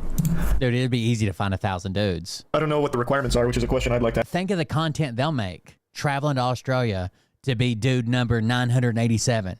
Ask her. I'll do like a bullet point format. What are the requirements of the athletes that apply? Is it to completion? What counts as sex? Ooh, that's another good question. Will they be tested? Because I imagine she doesn't want to contract like 1,000 STDs. So what about... Somebody figure it up just for totally unrelated. What is 7 times a day for the last 20 years? Just completely unrelated. Just want to know the answer. 7 times a day for the last 20 years. STD concerns. Do you have... On average. What would be like a vaginal masseuse? A gynecologist? Probably not a gynecologist, but someone to like 1,000 dudes in 24 hours, like her pussy's gonna blow up. Like you won't survive. You need a professional, but I don't even know what professional would specialize in that. So I don't know how to ask that. I guess I'll do all encompassing. Do you have a pit crew? Thank you. Somebody remember where we parked that, okay? I'll put in parentheses in case she doesn't watch NASCAR or F1 or anything. Team that will help a pit crew. Another good. You have a pit crew? Question. Are there... Oh, she better not eat because she's going to have to shit. Bathroom breaks, food breaks, catering for athletes. Nice. Maybe they can prepare themselves beforehand and immediately 1,000 naked men. Sure, that's a good question to ask. Did you ask these? It has to be in a hardness buffer so get up to the speed. Or did you just make a list? Mode on, so I don't know. I just, yeah. You read it and closed it, it's gone. Okay, I don't know if you're telling the truth, but I'm just gonna say, hey, did you get my questions? You've decided you're going to type it in the way that sounds like you're like, hey, why haven't you responded yet? I have no other way of asking it. Why don't you just say, they disappeared on my end, do you still have them? That's a much better way. 24 hours later and still radio silence on the questions, but I wanted to do this update because I'm getting asked about it so much. I asked a bunch of questions. Hopefully we'll get some answers to them at some point, and even if we don't, eventually come, the Super Bowl of sex, we'll see how it all plays out, I suppose. But yeah, just wanted to keep you all in the loop on this. That's about it. So. Sex Super Bowl. That's right. Romania cancels presidential election results after alleged Russian meddling on TikTok. In a historic decision, Romania's constitutional court has annulled the result of the first round of voting in the presidential election amid allegations of Russian interference. As a result, the second round vote, which was scheduled for December 8, 2024, will no longer take place. Kalin Gorgescu, who won the first round, denounced the verdict as an officialized coup and an attack on democracy. The electoral process for the election of the president of Romania will be resumed in its entirety, with the government to establish a new date for the election of the president of Romania, as well as a new calendar program for the implementation of the necessary actions, the Constitutional Court of Romania said. The judiciary body said the decision is pursuant to Article 146F of the Constitution, emphasizing the need to ensure the fairness and legality of the electoral process. The decision is final and binding. The development comes days after declassified documents released by the Romanian government alleged a pro-Russian influence campaign that leveraged a network of 25,000 accounts on social media platform TikTok to promote Georgescu in a coordinated effort. So it says the winner. Hold on. As a result, Kalin Gorgescu, who won the first round, denounced the verdict. Oh, denounced the verdicts. Okay. I thought he was going to denounce like he won. That said, it's currently not clear from the document whether Gorgescu was aware of the alleged campaign or assisted in it. Russia has denied any interference in the election process. Separately, the Romanian Intelligence Service, the SRI, disclosed that the EU and North Atlantic Treaty Organization, NATO members, state was the target of more than 85,000 intrusion attempts before and during the first round of the election that was designed to gain access to election websites and IT systems. The mode of operation, as well as the scale of the cyber campaign, led to the conclusion that the attacker possesses considerable resources consistent with a mode of operation specific to a state-sponsored attacker. So they're like, hey, this definitely come from a country. It was too much. I went through there on my way to Shelby, North Carolina Thursday. I hope you're getting everything you need, man. Yeah, we're here. We're trying to get it. If you took the interstate, it looks fucked up, don't it? The European Commission in a press statement. Oh, wait. In a statement released Friday, the U.S. Department spokesman Matthew Miller said Romanians must have confidence that their elections reflect the democratic will of the Romanian people and are free of foreign malign influence aimed at undermining the fairness of the elections. The European Commission, in a press statement on Thursday, said it has stepped up its monitoring of TikTok, urging the platform to freeze and preserve data related to actual or foreseeable systemic risks its service could pose on electoral process and civic discourse in the EU. To that end, it has been asked to retain internal documents and information. The development comes as TikTok revealed this week that it disrupted two small clusters in late November 2024, each comprising 78 and 12 accounts respectively that covertly campaigned for Gorgescu, an independent political candidate, Giona. Back in September, the popular social media service said it took down a network of 22 accounts operating from Romania that were found to make use of inauthentic accounts to spread misinformation and amplify narratives. So I guess the story behind this is this guy wasn't even officially like in the campaign. I saw a guy covering it on TikTok earlier, but I wanted somebody to kind of explain what's going on. Denies links to Russia. I think it's them just proceeding on the basis of doubt and the likelihood that Russia was involved in. Let me see if I can find the TikTok video before we quit for the night. Which took all those findings, which came from Romanian security agencies midweek, and sort of chewed them over this morning, and came back and said that's enough for us to have real concerns about the first round of voting in the presidential election, which was on November 24th. So we'll just scrap the whole thing. That took people by surprise, I think. Many had thought that the court might eventually rule against it, but would wait at least until the runoff had been held, which was due to be held on Sunday. I think it's them just proceeding on the basis of doubt and the likelihood that Russia was involved in backing Khalid. Did this man win the first round of Romania's election with help from Russia on TikTok? Pro-Putin candidate Calin Georgescu, who dislikes NATO, wants radical reform in Romania, and thinks the country shouldn't help Ukraine in the war against Russia, won despite declaring zero campaign spending. But now a top He spent zero.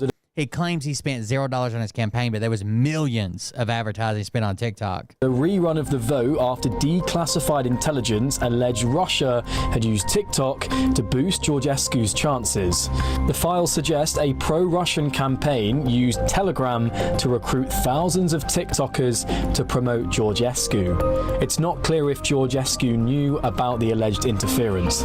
TikTok's already said it's cooperating with the commission and that it's looking forward to establishing the facts. It hasn't commented since the court's move. The court's decision is final, and now a new date for the election needs to be decided. Did this man win the first round of Romania's election with help from Russia on TikTok? I have to search for it. Hold on. Putin candidate. We have TikTok open over here. We're about to.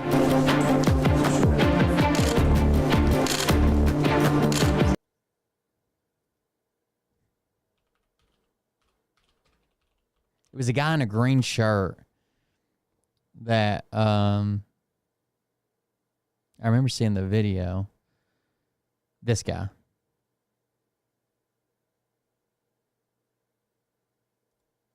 Breaking news as it's just been announced that Romania has invalidated their presidential election. This, my friends, is the first time we're seeing a country and its people stand up against Russia when it comes to... I know you've just come back. Oh, what the fuck? Breaking news as it's just been announced that Romania has invalidated their presidential election. This, my friends, is the first time we're seeing a country and its people stand up against Russia when it comes to meddling with elections. So they think they found like thousands, like tens of thousands, possibly hundreds of thousands of bot accounts promoting his shit, and he got the most number of votes, allegedly. They don't know if their systems have been infiltrated, but there was definitely manipulation online. So let's break it down. It all started when the election happened just last week, in which a candidate that had never had a physical campaign had won, or at least had the lead in the election. This person, which is candidate Georgescu, once again, was only known as a TikTok candidate. And he won 32% of the vote, which there was going to be a secondary vote later on. But then a lot of information came out, and a lot of people started questioning how it was possible that someone that never had a campaign had gotten that much of a lead. While in the beginning, the Romanian government said that the votes were validated, they then came back and declassified information was released to showcase a few different things. One being that on TikTok, nearly 25,000 fake accounts were created, some of which weren't even active prior to the 11th of November, in which afterwards started spewing a ton of pro stuff about this one candidate. And then later we found out that a lot of money, close to $1 million, will funnel to him in TikTok to boost his posts. And we'll add that these reports are shy of saying that Russia was the one in charge of it, but from all the rhetoric and everything that's coming forward, he's anti-NATO. And he's super pro-Russian candidate. Pro-Russia, pro-Kremlin. And so the Constitutional Court judge says that all of this together is now the result of an organized manipulation from abroad, which... Remember when Trump, well, you know how Trump says it was Russia as a witch hunt, blah, blah, blah. Well, Russia did run a shit ton of bot farms. They did run a shit ton of misinformation. They did propel a bunch of shit about, like on Facebook and shit. Like, that's all proven. Not to mention all the ties that a lot of the people he surrounded himself with were Russian. His own son went into a meeting when they thought that a Russian agent was meeting them with dirt on Hillary Clinton. Means that this vote is invalid. This means that the election process restarts completely from the beginning. Does that mean this candidate is out? No. The candidates will go ahead and be on the ballot once again. Now, I don't have any dates. I don't have anything for you just yet. This is just happening now. So as soon as I have any new information for you, I'll be sure to share it with you. So be sure to follow me. There's an update right under this one, I think. Couldn't get crazier. The Romanian Constitutional Court ruled that the results of the presidential election's first round is now annulled. That's right, invalid. This is massive news. This all comes after candidate Georgescu had been leading in the polls. Now remember, this guy had never had a single campaign. Here's another issue. So in Romania, the elections are different. So political parties get money from the state budget to fund their campaigns. He took $0. Okay, so it's not like Trump can spend an unlimited amount of money plus super PACs plus Kamala spends $1 billion plus Beyonce plus. In Romania, they say, okay, we're giving every candidate $30,000 or $100,000 or $2 million, whatever it is, right? He took zero money, $0, and claimed he spent $0 for his campaign. But someone else put millions in advertising on TikTok, even though he claims he didn't spend any money. And the only way people even heard of him is because he was a TikTok candidate. Newly released declassified documents have shown that there was some outside force. And they have a lot of transparency in how the money's spent. So when you go to vote, you know how much everybody spent, how much they got, how much that kind of deal. As they said here in the press release, he won because of a result of organized manipulation from abroad. And we're finding out there were newly 25,000 TikTok accounts that were allegedly put together to boost his visibility that, quote unquote, became very active 2 weeks before this election. Before November 11th, 800 of those counts showed very minimal activity. And those other ones, nothing really much at all. And they said here, but the entire network was activated at full capacity shortly thereafter. That, plus alongside someone sending him upwards of $1 million through TikTok to boost ads and things, raised a lot of red flags. And so now we're seeing the Romanian Constitutional Court invalidate the election results. This court ruling now means that the Romanian government has to restart everything with their election. So I think they still need to figure that out before they start actually giving dates on things. But as soon as we get any updates, I'll be sure to let you know. So, breaking news as it's... Let's go to this guy's channel.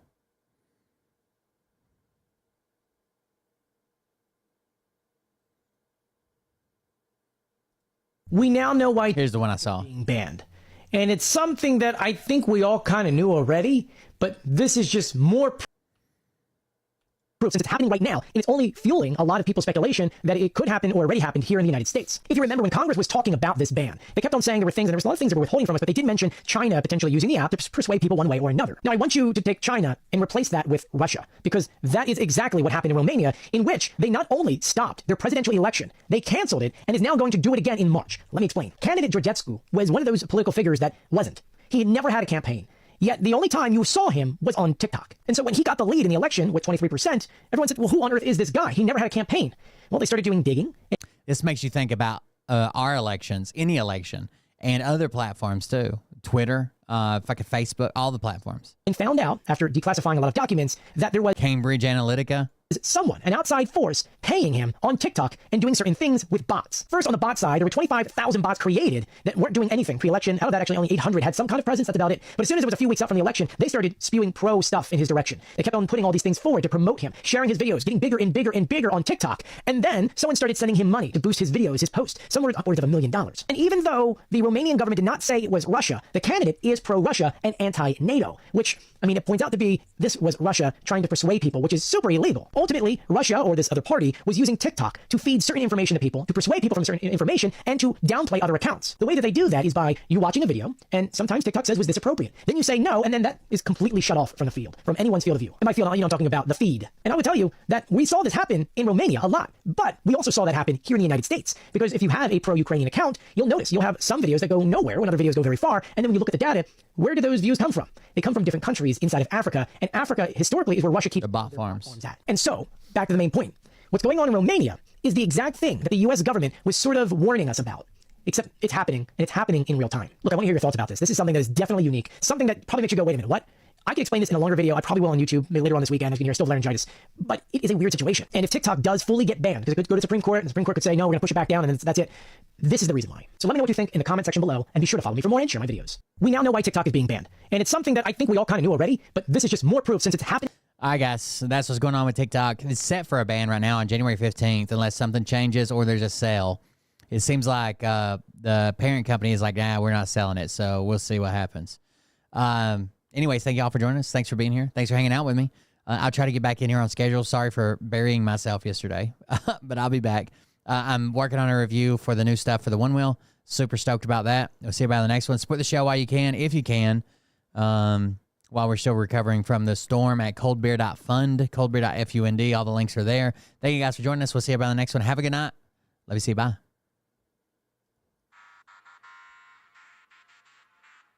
But I can tell you this about if this douchebag happens to see this particular show, you don't have the forking balls to call out the people on this planet by name and tell them exactly who they are and tell them the rest of the world who they are. You don't have the forking balls. You don't have the balls. Okay, Scott. Here we go, I think I started some shit. Listen off, it's about to get lit. Get the place in the bets, you know that stage is set. You better buckle up, cause you ain't seen none yet. Here we go, I think I started some shit. Listen off, it's about to get lit. Get the place in the bets, you know that stage is set. You better buckle up, cause you ain't seen none yet. And they say that I'm a lunatic. Well, listen, bitch, I came equipped with a quick wit and a 6th sense for the stupid shit. Where my true believer? Y'all need Jesus. Praise the Lord, head to the extreme. All these false fucking prophets who profit off of gossip. Worshipping drums, cocking, begging for a throat deposit. Swinging fucking meat hammers like four in a thong. He's strapped to the shaft, eating his chest like he's King Kong. Starving for attention, I'ma make your gut burst. I'll be your huckleberry, I can quench that thirst. Baby eating lizard people, alien sex. What's next? Trump in a dress, fucking Flynn on his desk. A retard in a vest, climbing up 5G towers. Cause you told him if he did, he'd get fucking superpowers. Here we go, I think I started some shit. Listen off, it's about to get lit. Get the place in the bets, you know that stage is set. You better buckle up, cause you ain't seen none yet. Here we go, I think I started some shit. Listen off, it's about to get lit. Get the place in the bets, you know that stage is set. You better buckle up, cause you ain't seen none yet. I used to find clues too when I was high on shrooms. I found myself a tunnel that led to Jason Q's bedroom. Opened his closet, I found some of his meat rockets. I strapped them to my shoes and then I flew through the roof. I found myself in orbit strapped to an F-16. High on amphetamine, with Trump in between. Put on a light coat of baby oil and saluted the troops. He tapped me on the shoulder and said, "This is gonna be it." Whoa, wait. Stop. What? I'll get my files. What are you doing? Stop. Fucking stop. Dude, come on. Seriously. My mom's an alcoholic. Oh, give me a... Oh, my God. Damn it. Here we go, I think I started some shit. Listen off, it's about to get lit. Get the place in the bets, you know that stage is set. You better buckle up, cause you ain't seen none yet. Here we go, I think I started some shit. Listen off, it's about to get lit. Get the place in the bets, you know that stage is set. You better buckle up, cause you ain't seen none yet. Round 3. Down goes Nino. Please say it isn't so. Got him backed up on the ropes, trying to ram it down his throat. Now things are getting right. Good night, guys.